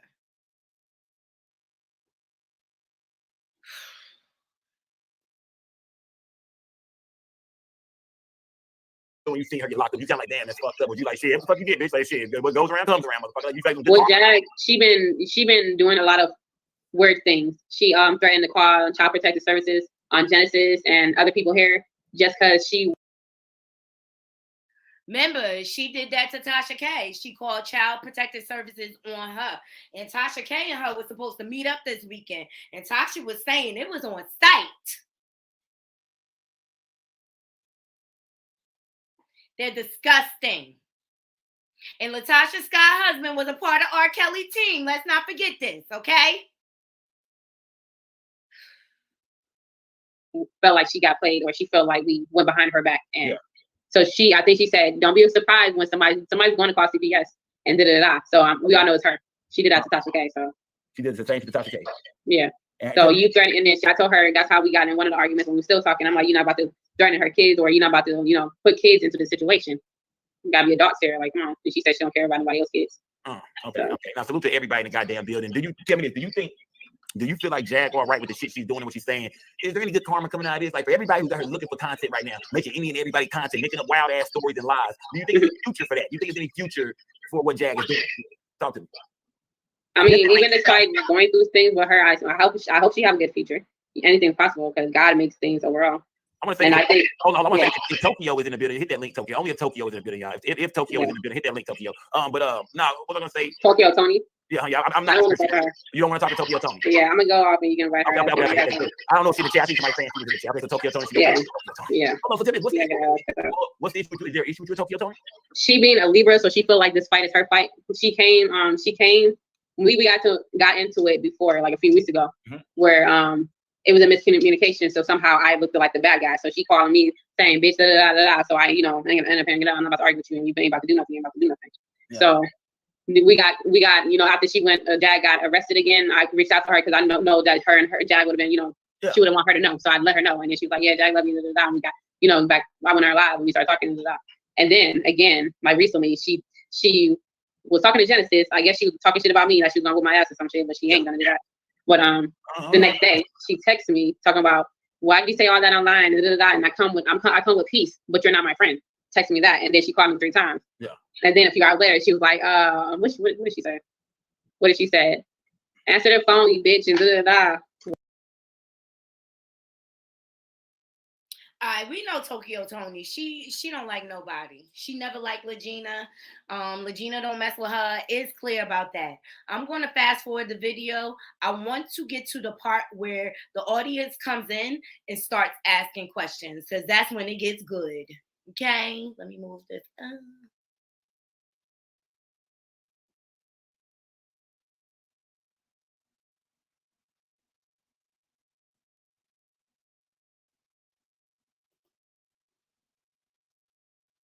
That light back there, so they'll mess with my eyes, but that's nice. Let's go, Sin.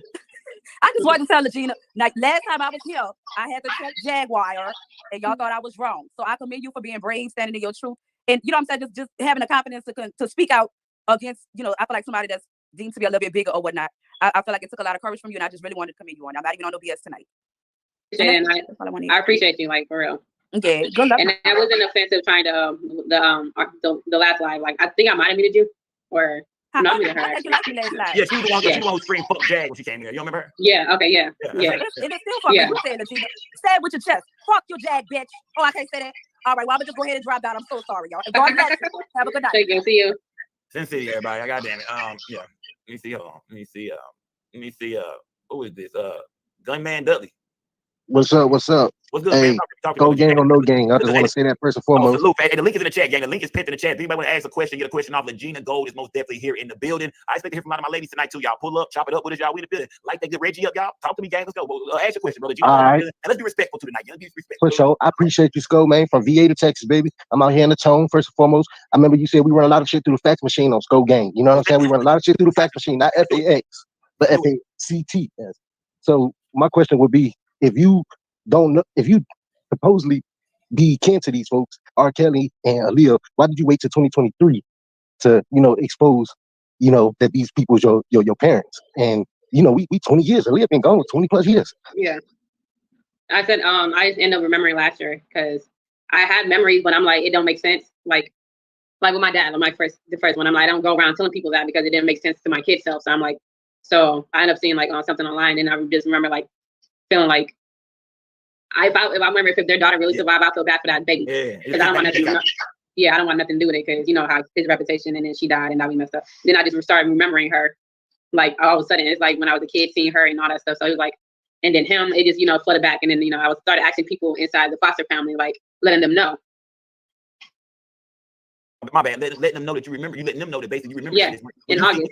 Tell me, what was it you seen of Aaliyah? What was the first video? What was the music video that you seen of Aaliyah that made you say they just really fucked you up and hit you the hardest? Which video was it? Was it like an interview, a video? What did you see of Aaliyah for the first time you remember?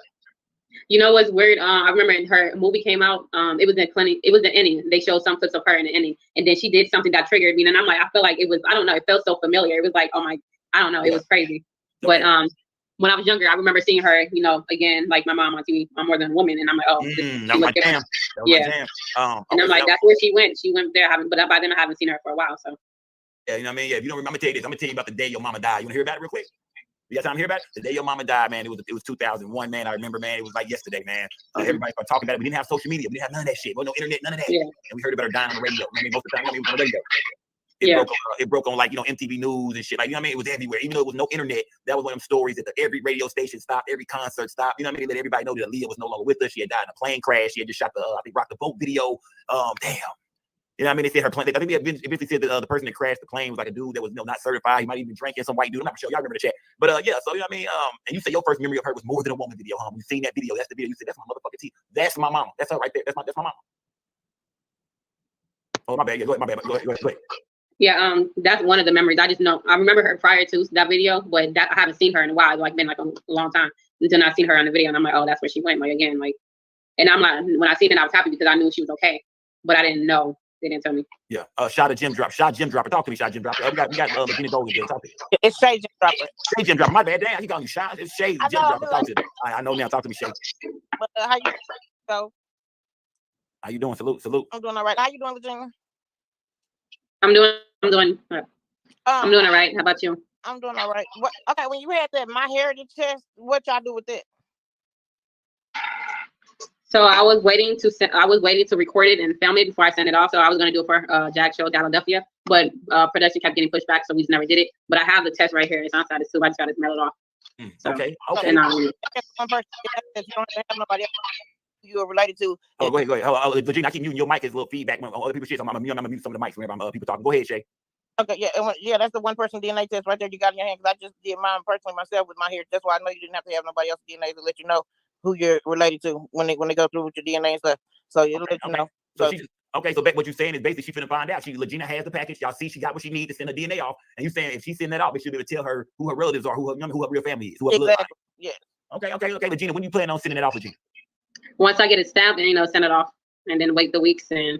You just waiting on a stamp. Hey, you just waiting on a stamp. Yeah, I just gotta go get it. Yeah. Okay, she just waiting on a stamp. You can print your stamp online if you got a printer.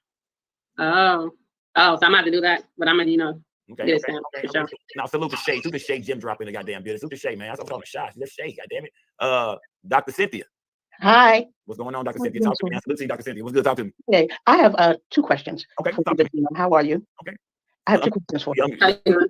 Yeah, the first one is there was a scene at a club that I know a lot of people were talking about, and it had to do with something that looked like a kiss that came from Jackie to you. I did see that. We seen the video of Jack. It's been all over the place. There's all kinds of speculation about it. Was there an attempted kiss from Jackie to you?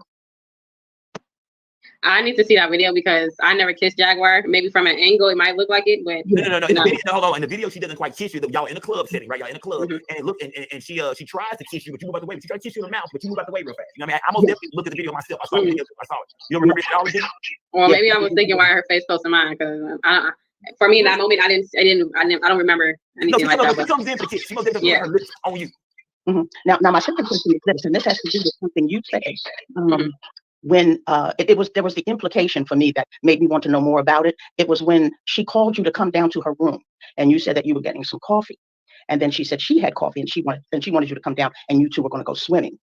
But when you got there, you never did get to go swimming, but rather listened to herself and Gerald having intercourse. And I wanted to know what your feelings were in that moment. I know you said something like it might sound funny, but I want to know what you really thought, because I know what I thought, and I know what a lot of other people thought, was that she was trying to, she was making a pass at you. So what were your feelings in that moment? I was uncomfortable.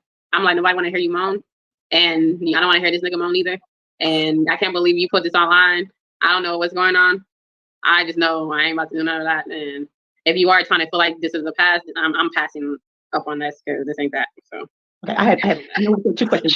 The third and the last. What was the significance of the candles and you going down to get the candles versus she going to get them? Just get them herself, since I think she had to come up to you to tell you to go downstairs to get the candles, and her son getting them. Like, what was the significance there, and why you felt you didn't want to go down there? Why you felt you began to feel funny about going down there to get them? She later told me that she wanted me to get the candles. I didn't want to because I just felt like you just want to come in and make me do things or whatever. So I'm like, nah, I'm gonna get it when I get it when I get it. And if you really want it, then you said make you come and do things like what? Like, no, as far as, like she came from all the way from the first floor and I'm on the 3rd floor. You want me to go all the way down to get her candles? I'm packing. Like, okay. If you really wanted, but you're trying to demand me to go in now to go get it, and I'm not about to do that if I'm doing something else. So if she really wanted to say I'm not doing nothing, and you say he's fast, and then she's like, I don't want him to do it, and then he ended up going by himself. I didn't tell him to go, and then she was like, oh, you made him go get it. I wanted you to go get it, and then she said I wanted you to feel the room and the energies, and because I'm psychic, so I'm more spiritually in tune. So she wanted me to feel any previous presence in there. You think it was just more the act of controlling you and making you do something and having you obey than anything else? The candles themselves weren't significant in any way. What it may or may not be. I know she do the work, so she's into that too. So I feel like, because she did mention like, oh, if you put my son in danger or something like that, and I'm like, I don't know what you're talking about with yours. Like so I don't know if that's the reason why or what was her meaning.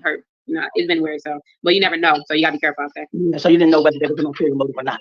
Yeah, the ulterior motive. Hold on, flip to Dr. Cynthia. I got let you allow your shit out, Dr. Cynthia. I gotta bring some more people. So let's talk about that control, Debbie. Is all about control, and she tried to seduce Lagena to come into bed with her and Gerald. She is a sexual deviant. and it's been said all over the industry that she is sexually aggressive or whatever. Also, she orders people around and she expects for them to just do what she says. It's crazy. It's crazy. And why Lagena would put herself in this situation in the first place, I don't know. Because I'm not living with another married couple. I don't know about y'all. But it was all about control. She was trying to get dirt on Lagena. So she could be like, oh, well, you slept with my husband and things like that. Just like when she first left, Jag was out here dragging her, talking about, oh, she's dirty, she's not obedient. Jag, you the only one that looked dirty to me. Diaper booty behind. You the only one that looked dirty to me. It's all about control. Y'all absolutely right. Please make sure y'all sharing this video. Please make sure y'all hitting that like button. Let's get back into it. People up. But I'm getting ready to go. I'm getting ready to go. I was just getting ready to say thank you very much for hey, no, salute to you. Salute to you for pulling up with some good shit. Salute to you, Dr. Cynthia. Pull up anytime, Dr. Cynthia. Salute. Okay. Thank you. Bye-bye. Salute. Let me see. Tierra, talk to me, Tierra. Tierra, you in the building? Talk to me, Tierra. I am. I bet I was muted. Good evening. How are y'all? What's going on? Talk to me, Tierra. How you doing? I'm good. How you doing? I'm doing just fine. Salute to you. Salute to the whole Skull gang. I throw them no signs in the chat. Y'all salute everybody. Building. Tierra, talk to me. Lagena Gold is in the building. Talk to me. Talk to her. Hi, Lagena, girl. Let me ask you two good questions, and I ain't gonna take up y'all time. So let me ask you: do you feel like Jaguar manipulated you to go staying with her? Like, did she provide some type of safety mechanism that made you feel like you could trust her, but then later on down the line, you found out that she couldn't secure you any more than you possibly could secure yourself? It was more of I felt protective of her because at first, I was watching the things with Gumbo and stuff, so that kind of I didn't feel like I should abandon her in that situation because he had a gun, she had a gun. And I feel like protective, and then I felt like with Sam and the mom, I felt like I couldn't just up and go, even if I wanted to, because I wanted to be there to help them in a way. So I'm aware of their financial situation. So it wasn't for me to be getting taken care of by them. It's for me to get be safe away from Detroit. So, but then I just stayed more just because I seen that they needed me in a way. Okay, so you said you feel like they needed you in a way. So then I guess that goes right into my second question. So in the midst of you providing financially for Jaguar, because we've seen online that you paid for bail, that you paid for her to get her car back, and a whole bunch of other expenses, I would assume, because according to you, you said that Jaguar was using her mom's money in addition to asking you for money that we've all seen play out online. So is it safe to say that you, her mother, and basically everything she was doing online was a mechanism to use people? Because I have yet to see anything, despite how crazy the situation is, of her pouring into your cup versus you pouring into hers, if that makes any sense. Yeah, I want to clear up with the car situation. It wasn't me that took her car out of the impound. It was her supporters, the one that sent a cash out. She transferred the cash out money to me because she didn't have her card. So it wasn't me that did that. It was her supporters that sent that in for her. So but for other things I did, the other expenses, I feel like because that's my love language is that's what I can if I got it, then why not? So it's not like just for that. But as far as her mom and me doing yeah, that come out of pocket technically, yeah. So. And one more quick thing, I promise this last thing. So this last thing, I'm gonna leave after this. So when you saw her making references to threatening people's children, in addition to how she would speak to her mother, what did that make you feel? Because there were a lot of instances where she was definitely threatening, unaliving, and assault to children, in addition to how we saw her speaking to her mother. So was that not a red flag for you before you decided to jump ship and go on your own? Because there was a lot of instances where Jaguar did that. And I'm gonna be real, I was one of the people that said, this is jacked up. But I just want to know what that made you feel inside before you decided to go on your own way. Because I felt that was out of pocket, point blank, period. At first, because I know she'd go on her lives and start talking a lot. So I didn't know like she was threatening kids. I heard her mention kids, but I didn't know until some people told me. And when I'm around her, I don't listen to her talk that much. So I didn't know that she threatened a kid until she mentioned her warrant by somebody saying she said that she got a warrant from threatening her and her kids. So that's when I kind of So it was as far as threatening kids, I don't condone that. I don't like that.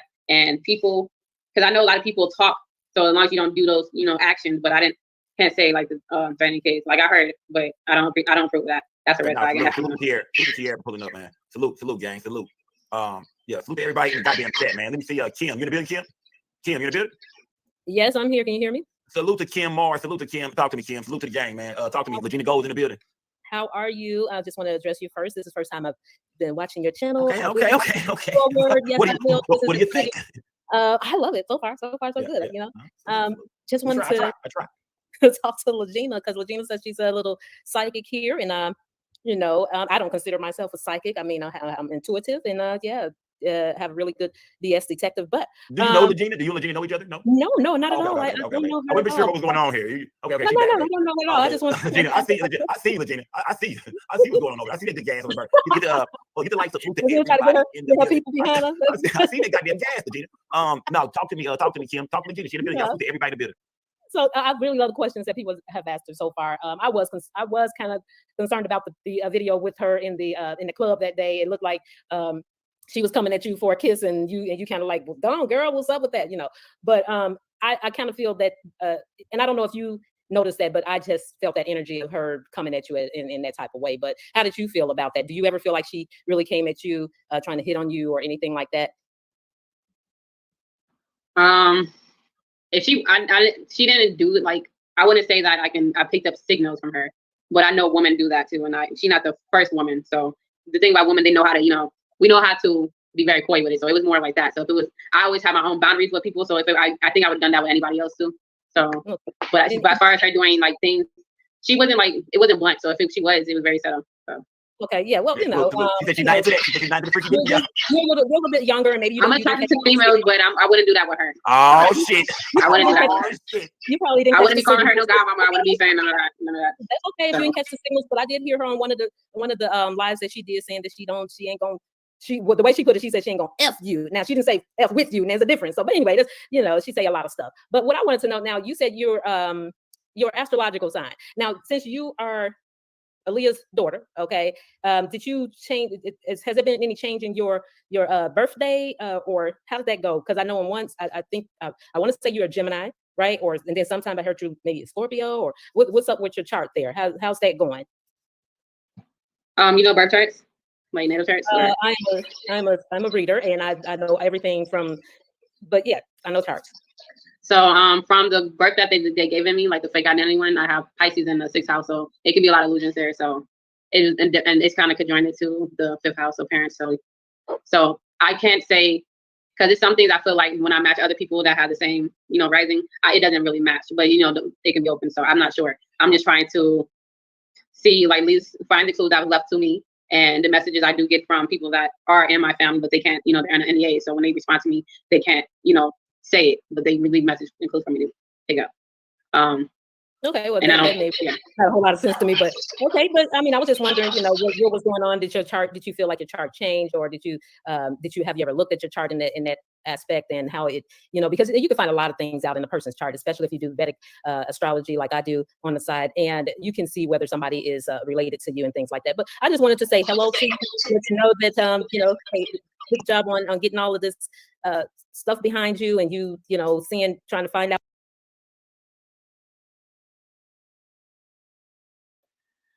I think we could stop it there. You're going to have to go over to that channel. I'll link the full interview in my description box. I just wanted to share it with my naughty crew or whatever, just so you could kind of see the mindset of where Lagena is. Like, Jack totally tried to hit on her, and she was trying to make this another threesome situation. But thank God Lagena is comfortable with her morality enough to stand up for herself. Okay, and she's even said, like, I wouldn't do that with Jag, okay? Woo, that was draining, naughty crew. Please make sure y'all hitting that like, subscribe, and that bell button so that you can be notified when I update content to my channel. I'm going to take a brief intermission before we get into the trending topics. Please share. We're going to get into Jamie Foxx, and I got a bunch of topics that I have lined up for us. I'm here to spend a couple of hours with my naughty crew. I just wanted to give y'all some time. 30-second break, and I'll be right back. Hit that like.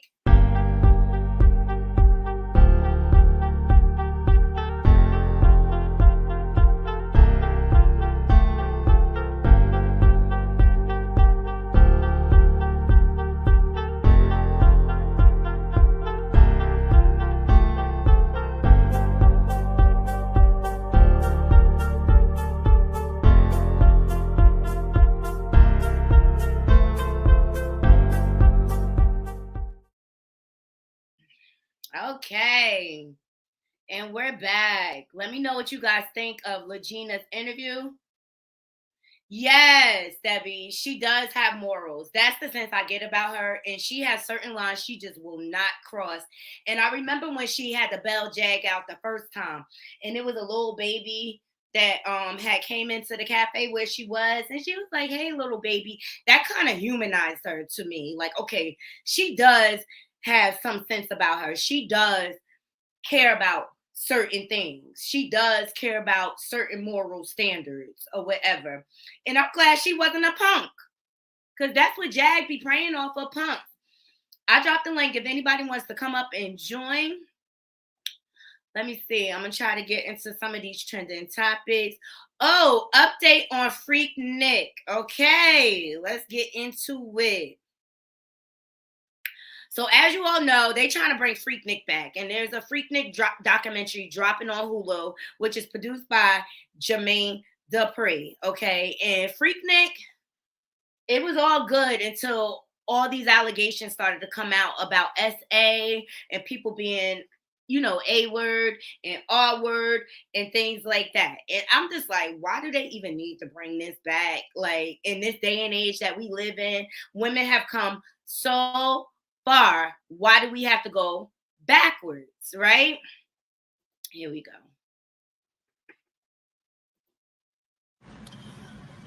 Y'all, I don't know. We might be in trouble. Did y'all see Hulu is about to release a documentary about 94 Freaknik? Yes. 1994 Freaknik. Yes.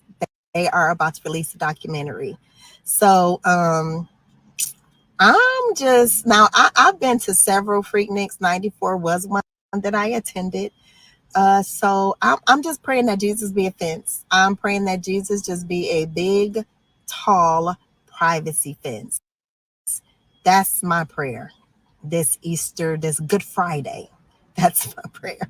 So, you know, I will say this though. I will say this. Like when they would bring out those video cameras and start recording, I immediately removed myself from the that situation. I never ever was okay with being recorded out there. So hopefully that worked to my benefit, but you know, you never know. You never know. So the only thing I got is if you see your girl in the documentary, hey man, at least I'm fully clothed. At least all my clothes is on. That's all I got. That's the best I got. But yeah, y'all, they about to put our business out in the street. Some of us might be on TV. So get your parental controls together. And I don't know, y'all. I don't know.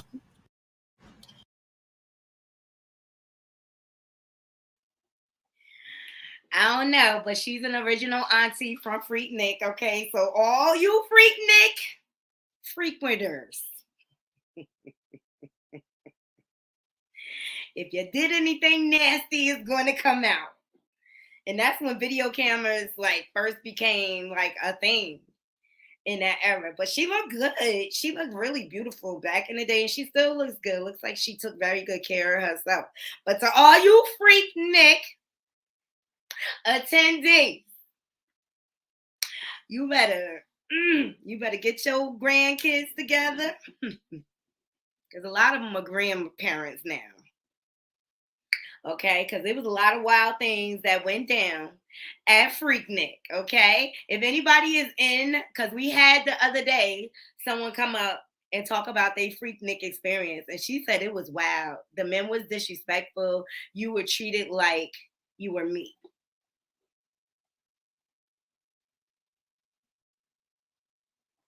What, Debbie? Debbie says my son was 13 at the time. All he wanted to do was go to Freaknik. Oh my God. Yeah, this documentary is about to reveal a lot. Do you think Freaknik should come back though? Like, not in the same manner, because Freaknik was originally started for all the HBCUs, the historically black colleges, that couldn't go home on spring break. They started to get together. And originally it started out like as kumbaya, get together, networking, things like that. And then over time, as the time changed, as the music scene evolved, it changed into this big SA festival, okay? And a lot of people got harmed because of it. So ultimately that led to the shutdown. Thank you for joining. Please make sure you're hitting that like button. And if you're not subscribed, please subscribe. Earlier in our video, we went through Lagena Gold's interview last night. All right. And also I gave some glimpses of Jaguar Wright and how she, treats her son and exploits her son, basically. And now we're getting into trending topics. And Auntie spoke out from Freaknik, and she's scared. I'm gonna play it one more time for y'all. She's scared.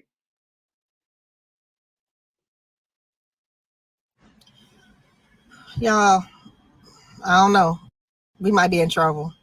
Did y'all see Hulu is about to release a documentary about 94 Freaknik?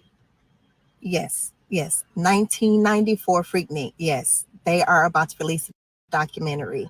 So I'm just now I've been to several Freakniks. 94 was one that I attended. So I'm just praying that Jesus be a fence. I'm praying that Jesus just be a big, tall privacy fence. That's my prayer. This Easter, this Good Friday. That's my prayer. So I will say this though. I will say this. Like when they would bring out those video cameras and start recording, I immediately removed myself from the that situation. I never ever was okay with being recorded out there. So hopefully that worked to my benefit, but you never know. You never know. So the only thing I got is if you see your girl in the documentary, hey man, at least I'm fully clothed. At least all my clothes is on. That's all I got. That's all you got. Debbie said, hold on. My sister used to go with her friends. Ooh, the stories. Debbie, do tell if you could. Please come up. I will drop the link. If y'all got Freaknik stories, I want to hear about it. So I couldn't remember what they called ours, but they used to call it the Greek Fest over here in Jersey. And it would go from Jersey to Philly or whatever. And it was a wild time. But we used to have fun. We used to have so much fun, but it did get dangerous. Hold on, let me see.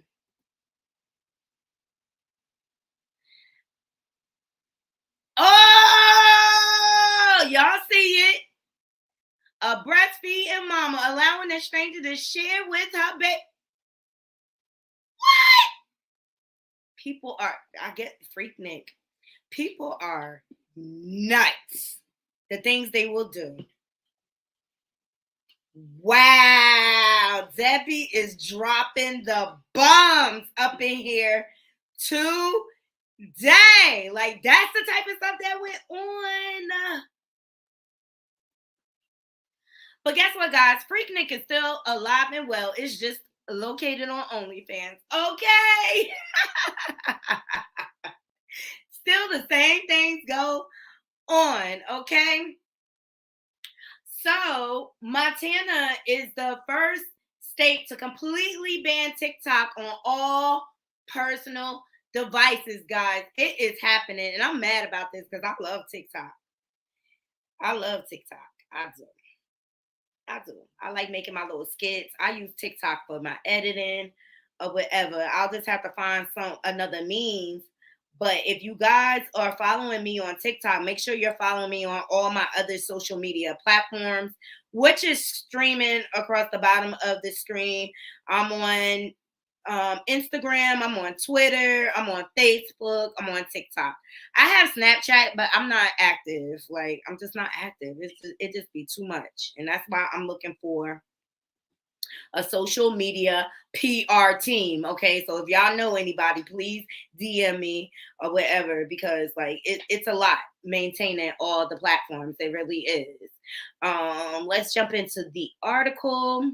Shout out to the Shade Room for dropping this footage. So Montana has become the first U.S. state to ban TikTok on Friday after passing legislation that prohibits the app on all personal devices. The bill makes it illegal for app stores to give users the option to download the app. It also makes it illegal for the company to operate within the state. The bill is now headed to the desk of Governor Greg Gianforte, a Republican who previously banned TikTok on government devices. If the bill is signed and becomes a law, the Montana Department of Justice will fine app stores on TikTok $10,000 for each discrete violation and $10,000 for each day the violation continues. So if Governor Gianforte signs the bill, the law would not take effect until January. One important thing to note is that although the app has been banned, the bill does not make it illegal for people who already have TikTok to use the app. Boom. What y'all think about it? I'm going to jump into the comments to see what people are saying. So Tokyo Vanity says, good. Oh, this person say not Papals, but TikTok. Exactly. Our priorities. Where are they?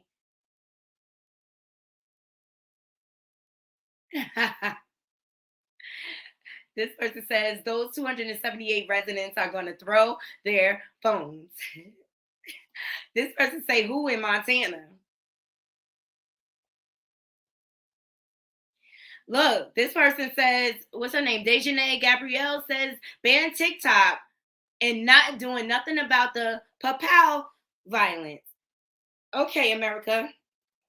Yeah, it's quite ass backwards if you ask me.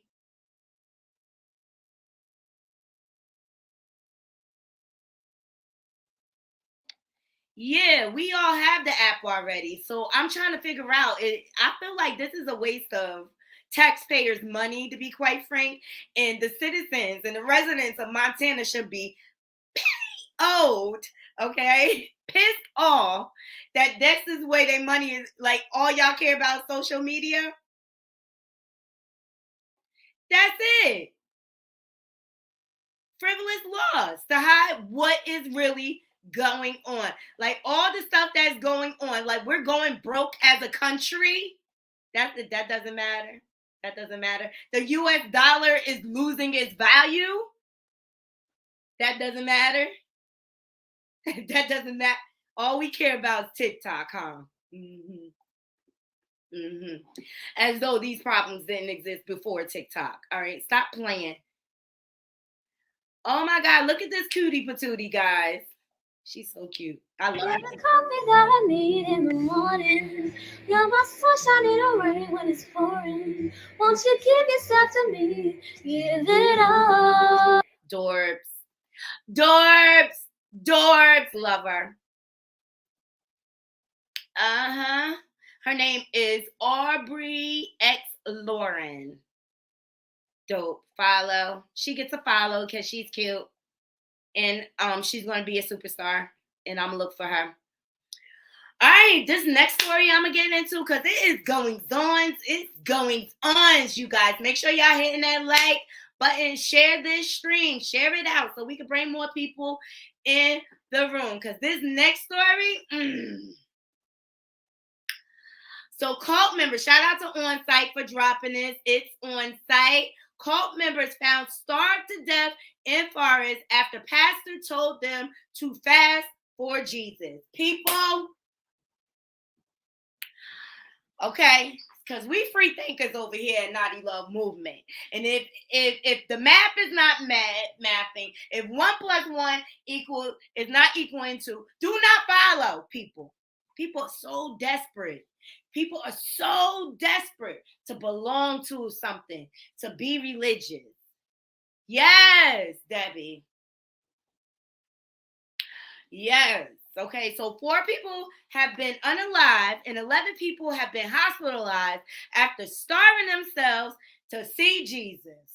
The Standard reported. So on Thursday, police in Nairobi, Kenya, in Africa, received multiple reports about a group of ignorant citizens who were starving to death to pretext to meet Jesus after being brainwashed by suspect Mackenzie, I'm going to say Ntinge, a pastor of Good News International Church.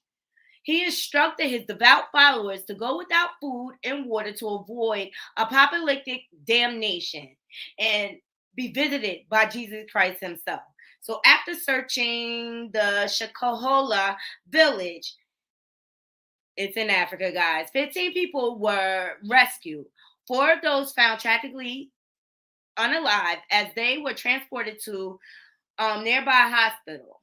The remaining 11, including 2 children, are in critical condition. And after announcing that Ntinge's arrest, officials say they are continuing to search for more victims. So last month, Ntinge was arrested for the deaths of 2 babies.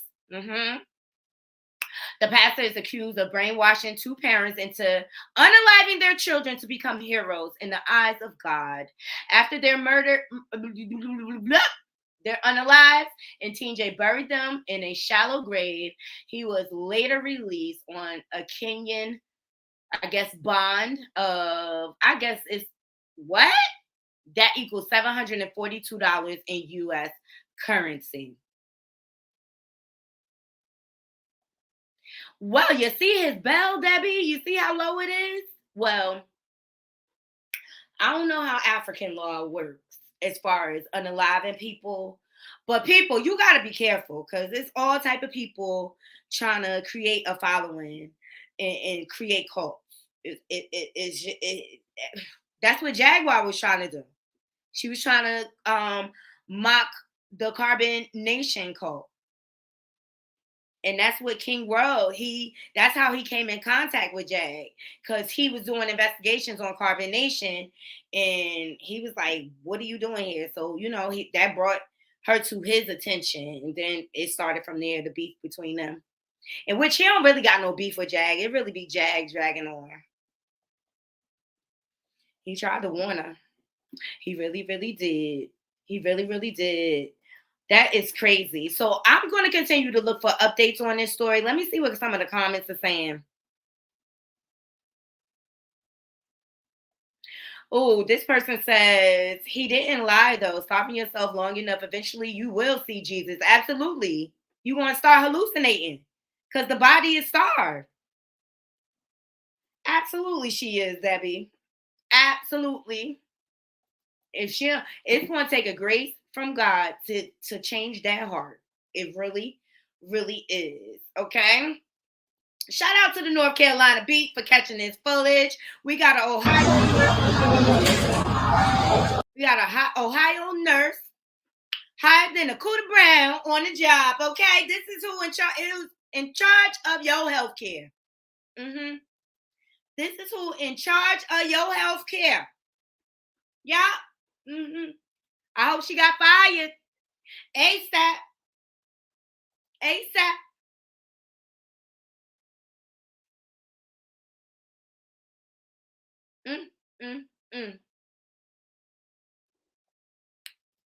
That's definitely a dope head lean. Okay? Definitely. And we already know what everybody say about that and what we think about that. Fired! All right, up next, Kevin Hunter. Shout out to the Jasmine brand. Kevin Hunter threatens legal action against Tasha K for bringing back up inaccurate allegations that he was involved in a relationship with a male singer. Kevin, aren't you broke? Weren't you just begging Wendy to resume alimony? This is a perfect example of every dog has their day, Naughty Crew. Every dog has their day. But Tasha K ain't say nothing in this. She just simply conducted an interview, and I know that's how she gonna spend it. So Wendy Williams' ex-husband Kevin Hunter is denying allegations against him by a singer named Avion Foster. According to reports claim made by Foster that he was once in an a relationship with Kevin Hunter recently resurfaced thanks to blogger Tasha K, who initially interviewed the singer about the alleged situation on her Unwind with Tasha K YouTube channel back in 2019. In the interview, Foster alleged it was just a S relationship. It was much more of an abusive relationship. It was much more of a put me down and keep me as your boy toy relationship. We did have sex. He came over and particularly R-worded me at 3 a.m. that morning. So it seems like Kevin Hunter is not too pleased with these allegations. And I say, who cares, Kevin? Who cares? That's what you get, dog. That's what you get. So Tasha K simply had an interview. Mm-hmm. And last time I checked, you were broke, Kevin. Moving right along. You're broke. You're broke. This is a money grab. And Tasha K broke. She just paid Cardi all her money, so you stupid. You stupid. You stupid, Kevin. You stupid. And after reading this article... What you just said is one of the most insanely idiotic things I have ever heard. At no point in your rambling, incoherent response were you even close to anything that could be considered a rational thought. Everyone in this room is now dumber for having listened to it. I award you no points, and may God have mercy on your soul. Yeah, may God have mercy on your soul, Kevin. Okay, that's it. That's it, that's all. Mm-hmm. Nobody cares anymore. Nobody cares. You should have treated your wife better. This is what you call the 80-20 rule. Remember in Why Did I Get Married? The 80-20 rule? Mm-hmm. He tried to trade her in for a younger, skinnier model, and he got what he got. That chick ain't take care of him the way his wife did. Okay.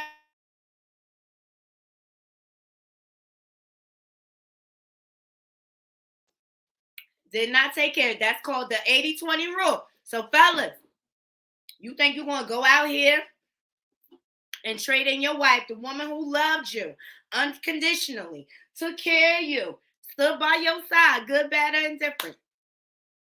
You're going to go out here and try to trade her in for a younger model, and she going to be a dud. Mm-hmm. She going to be a dud. Mm-hmm. She ain't going to do a quarter of what your wife did for you. Mm-hmm. Learn how to break up with people. Yeah. All right, let's get into Jamie Foxx. Shout out to the Jasmine brand again. All right, so unfortunately, Jamie Foxx has been hospitalized recently with some health issues, some complication. And he was in the midst of filming a new movie on Netflix. So the production team has decided to move forward without him. So the production team for the upcoming Netflix film Back in Action, that's a new film, had to get a little creative as they deal with their star being away due to medical emergency. As previously reported, Jamie Foxx's daughter, Corinne Foxx, recently revealed that her dad is recovering after an experienced a medical complication. So in part, she let fans know that he is already on his way to recovery. We know how beloved he is and appreciate your prayers. The family asked for privacy during this time. So it seems that Jamie Foxx is unexpected health scare won't affect the completion date for his latest project. According to the reports, the Collateral actor had 8 filming days left for the Netflix movie and was set to shoot a scene this past Tuesday, but couldn't due to his medical emergency. So I'm getting different reports about what exactly he was hospitalized for. So I don't want to put any of that energy out there. I just want to send Jamie Foxx well wishes. He's one of my faves, in the game as far as like his talent, like his acting ability, his singing ability. I mean, I've been following him from In Living Color days. To his own sitcom. So I just want to say send prayers to him and his family. And I just hope you get well soon so you can get back to living your life. All right. Leave it in the comments. Let me know what y'all thoughts are, or if y'all heard anything about this. Oh, who is this? Hey. Woo. Okay, so one of Neyo's mistresses is speaking out. Okay, I just think it's a clout chase, but we're gonna get into it. All right, we're gonna get into it.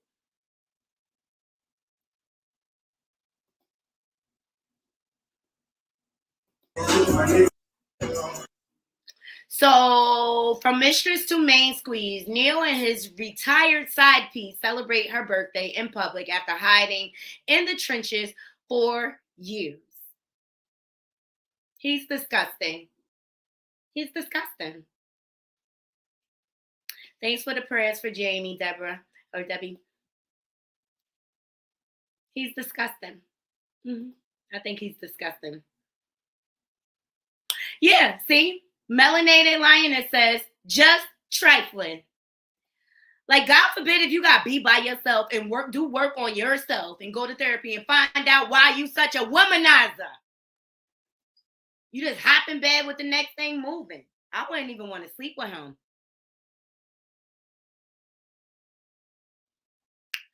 And all she is his flavor of the week. That's it. He's creating a new harem. That's all this means. He's creating a new lineup. Period. It's disgusting. Take some time and work on yourself. Seriously, Neyo. It's disgusting. All right, next on site. Okay. Woman beats the brake off an older woman at the Days Inn Hotel after being spat on and told she didn't belong there. Okay, the racism of it all. I'm over it. And you know, here at Knotty Crew, we exposing it all. I had to beat a Karen ass cause she spit on me and told me I don't belong here. And it's my birthday today. Happy birthday to me. I'm not allowed to eat here. No. I'm checking out. I'm gonna slap her. Yeah, I'm get out of here. Ma'am. I don't care. You can't put her out of here. What?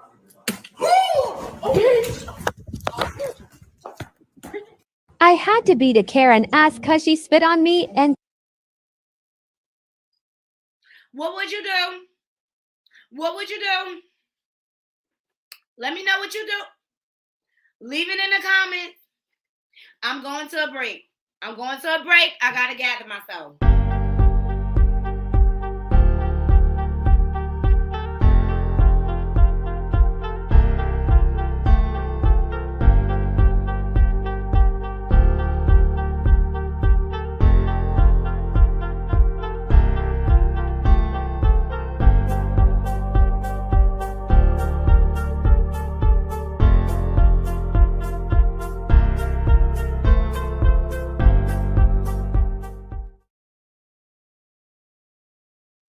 You saw it. I'm going to play it one more time. I'm going to make sure we saw it right, okay? I'm going to make sure we saw it right, Debbie. I'm going to make sure we saw this right.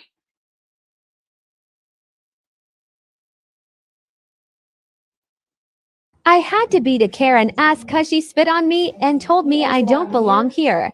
And it's my birthday today. Happy birthday to me. I'm not allowed to eat here.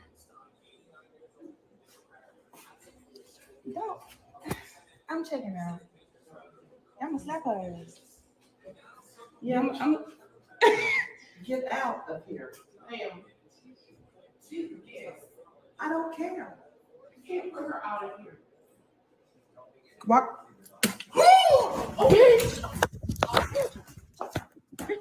I had to beat a Karen ass cause she spit on me and told me I don't belong here. And it's my birthday today. Happy birthday to me. I'm not allowed to eat here. No. I'm checking out. I'm gonna slap her. Yeah, I'm get out of here. Ma'am.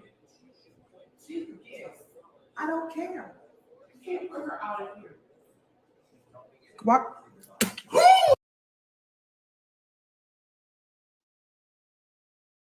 I'm slapping the mess out of her. I'm gonna give her a straight good old beat. I'm sorry, and I'm not even violent, but you put your hands on me, you spit on me, it's on. It's on. I have zero tolerance for disrespect. And I'm gonna meet you with the same energy that you meet me with. Leave it in the comments. Let me know what y'all do. I even dropped the link. If y'all want to come up and sound off on this chick, we're gonna sound off on Karen's today. You know I can't stand Karen's. And Jaguar Wright is a black Karen. So it's Karen I can't stand. Because Jaguar is really a black Karen. And here's a clear one, okay? Y'all leave it in the comments. Y'all let me know. I'm going to wait for y'all. I want to see what y'all got to say. Come up here and let me know. Because I'm tired of people thinking they entitled. I'm tired of the racism. And they trying to revert back to the old days. But we not our ancestors. We're going to meet you with the same smoke. Leave it in the comments. I want to hear what y'all got to say. I do. I want to hear what y'all got to say. Load it up in the comments. Share this. Bring people in the room. I want to hear what y'all got to say.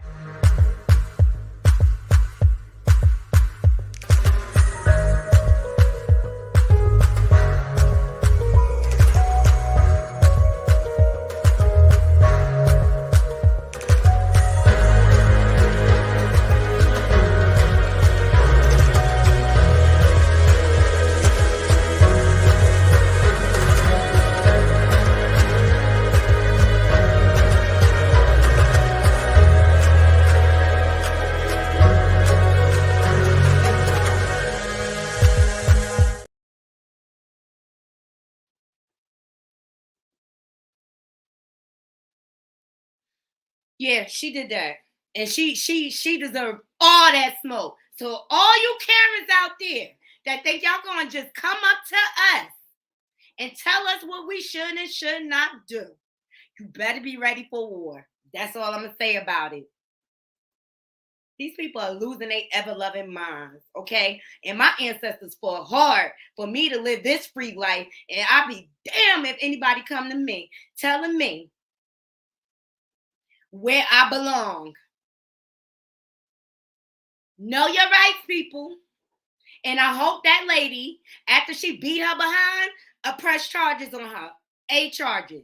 Because, see, that's what needs to happen. They need to be held accountable. See, they so entitled, they think ain't nothing going to happen to them because they got money and they contribute to the government. No.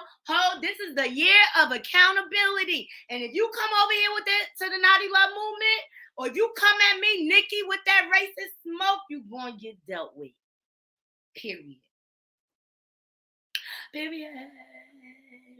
So shout out to Queen Latifah. I love Queen Latifah because she from Jersey like me. Okay. She from my area. Okay. Shout out to the Jasmine brand. Queen Latifah has become the first female rapper added to the National Registry of Music, along with Madonna, Mariah Carey, and Daddy Yankee. Yes, Queen, do that. I love me some Queen Latifah.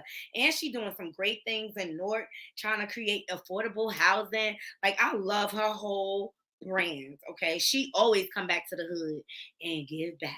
And so anytime she does something good, I like to highlight her here on Naughty Love Movement because she the ish. And I'll tell y'all a story. One of my cousins met her this randomly in New Jersey. I think she said they were on Central Ave, and she was like, I love you. And she went right in her pocket and gave her money right out her pocket. No questions asked. It wasn't even like that. And she gives back. So, like, I like to honor the good that is going on in our community as well. Let me jump into the article to see what they're talking about. So, another hip-hop star is going down in history books. According to reports, Queen Latifah, All Hail the Queen, set a history-making record, recently becoming the first from a female rapper added to the National Registry of Music. The prestigious institute housed by the Library of Congress reportedly holds one of the nation's most respected collections of music. The Institute Librarian of Congress, Carla Hayden, made the exciting announcement yesterday, April 12th. Hayden reported stating, of this year's 25 new editions, the National Recording Registry preserved our history through recorded sounds and reflects our nation's diverse culture. Along with Queen Latifah's 1988 hit, also Madonna, Like a Virgin. I don't know why Madonna got in there. Hold on 1 second. How come? Yes. How come Madonna's in there? Excuse me. I just said, isn't she trafficking children from Africa?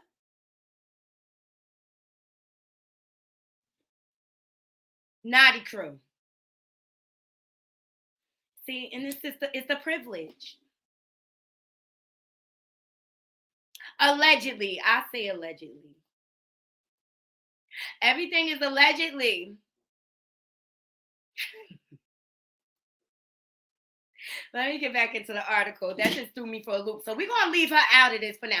But Mariah Carey, her All I Want for Christmas Is You, and Daddy Yankee's Gasoline will be added as well. Okay? I wonder if they have like a library. I'm going to look it up, because if they have a library or something for the music, I will. Yeah, Queen Latifah is a real queen, Debbie. I love her. And my daughter's great-grandmother used to go to church with Queen Latifah's mother in Nutley. And Queen, she would come up in there like a regular member and, you know, be down there serving food, because they always had like lunch or something after the services and stuff like that. She a real kick-back, down-to-earth chick. You just got to just be yourself. I love her. I love everything she stands for. It's cool. It's cool. It's cool. Make sure y'all hitting that like button. Look at Angie. Okay, see, I know her as Angie. I remember she was on All My Children or whatever. Oh, God, she still look good. Debbie Morgan, she's 66 years old, and she still look the same. Yes. That melanated queen. Black don't crack. Black don't crack. Yes, she still look good.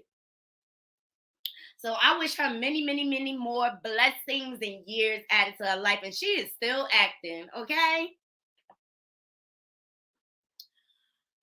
So a fan cries as Cardi B performs at Rolling Loud in Thailand.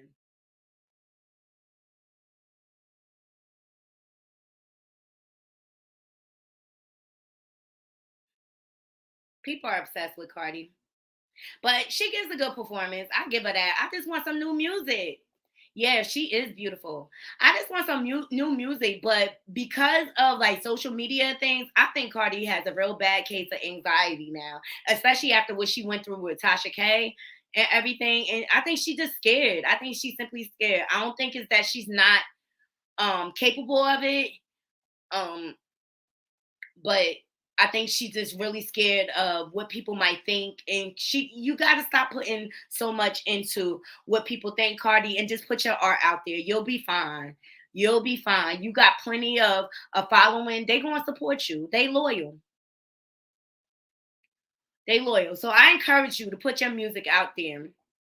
So I am a big fan of the Chicago Bulls. Before we get into this, okay, I'm a huge fan of the Chicago Bulls. Like all my teams, I got the Jordan 1s colors.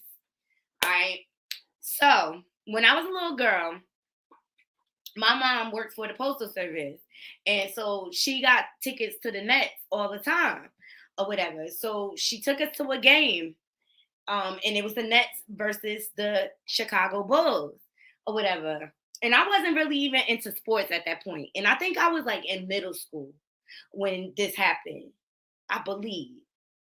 Either middle school or late elementary. And so Michael Jordan was playing. And so I didn't realize what an amazing person he was until I seen him jumping up, flying through the air. I was like, oh my God, I love him. And I've been a Chicago Bulls fan ever since. Like, I actually got to see Michael Jordan play live, okay? When, like, early in his career, when he first got with the Bulls, and was awesome. So I've been a diehard fan since. Now, have I been following him more recently? No, because I haven't had time because I'm a content creator now or whatever. But this story came across my feed, you guys, and I just thought it was so cute. And I call it like a feel-good story, you know? Here we go. So DeMar DeRozan's daughter goes viral as she screamed through the Raptors' free throws, contributing to a Bulls victory. And I thought this was so cute, the way she was cheerleading for her dad. That is the daughter of DeMar DeRozan. And here's the voice you're hearing when Raptors shoot. She's screaming.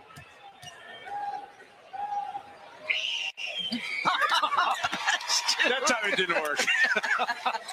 Hey, it's the thought that counts. Trying to help daddy out. Listen, that is the daughter of DeMar DeRozan. And here's the voice you're hearing when Raptors shoot. She's screaming.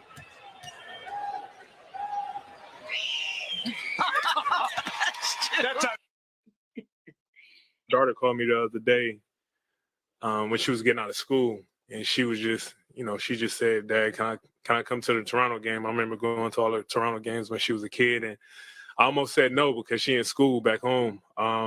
She kept asking. She was just adamant about coming to support, and I just said, you can miss one day at school and, you know, come to a game, and I'm glad I did. I owe her some money for sure. No, she got to go back to school. School first. Yeah. Daughter called me the other day when she was getting out of school, and she was just, you know, she just said, "Dad, can I come to the Toronto game?" I remember going to all the Toronto games when she was a kid, and I almost said no because she in school back home. She kept asking. She was just adamant about coming to support, and I just said, you can miss one day at school and, you know, come to a game. And look, I thought that was a wonderful way to play hooky. And I like to play, I used to like to play hooky with my kids too. Just give them one day where we just like go to the movies, do whatever we wanted to do. Like go get mani-pedis. And look, that was his good luck charm. So I thought this was a cute moment. And I thought it was a testament of what type of father he is to his daughter. Like she just loves to support her dad. And I'm sure that's her superhero right now. So good job for her. And I hope she takes advantage of going viral. Shout out to the Shade Room for capturing this footage. Okay, so y'all agree? Here we go. Y'all agree? Mm-hmm. Y'all see who up on this stage, on this screen? This woman unalived her man. Okay. So shout out to the neighborhood talks. Y'all agree? Family of Christian Boselli sues ex-girlfriend for his funeral expenses after she fatally, poked him. So it looks like the family of Christian Boussel is suing his ex-girlfriend for his funeral expenses. If you can recall, OnlyFans model Courtney Clinty fatally poked him inside their Miami condo in April of 2022. So according to Radar Online, as well as funeral expenses, the estate of Christian Boussel is suing Clinty for negligence. The suit added the owner of the building where Assembly was allegedly unalived and the security team for the condo as defendants. So Courtney claimed she acted in self-defense, but there was evidence that suggested she had a history of physical A-wording him.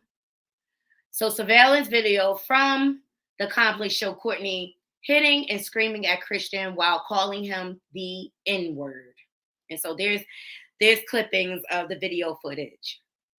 His family believes the complex was negligent in not reporting the attack they witnessed prior to his unaliving, claims they didn't provide adequate security. The estate has demanded unspecified damages for the past and future mental plan and sufferings of the Obuselli's family, expenses for medical care and funeral arrangements, and the loss of his future support and services to his family. Because, you know, a lot of times they come to America to send money back to their family. All right, Debbie, thank you for joining. Appreciate you. I'm going to end out soon here because I got to get ready to go too. So let's leave it in the comments. Let me know what y'all think about this. I think she should be forever indebted to this family for what the pain they have caused. Okay.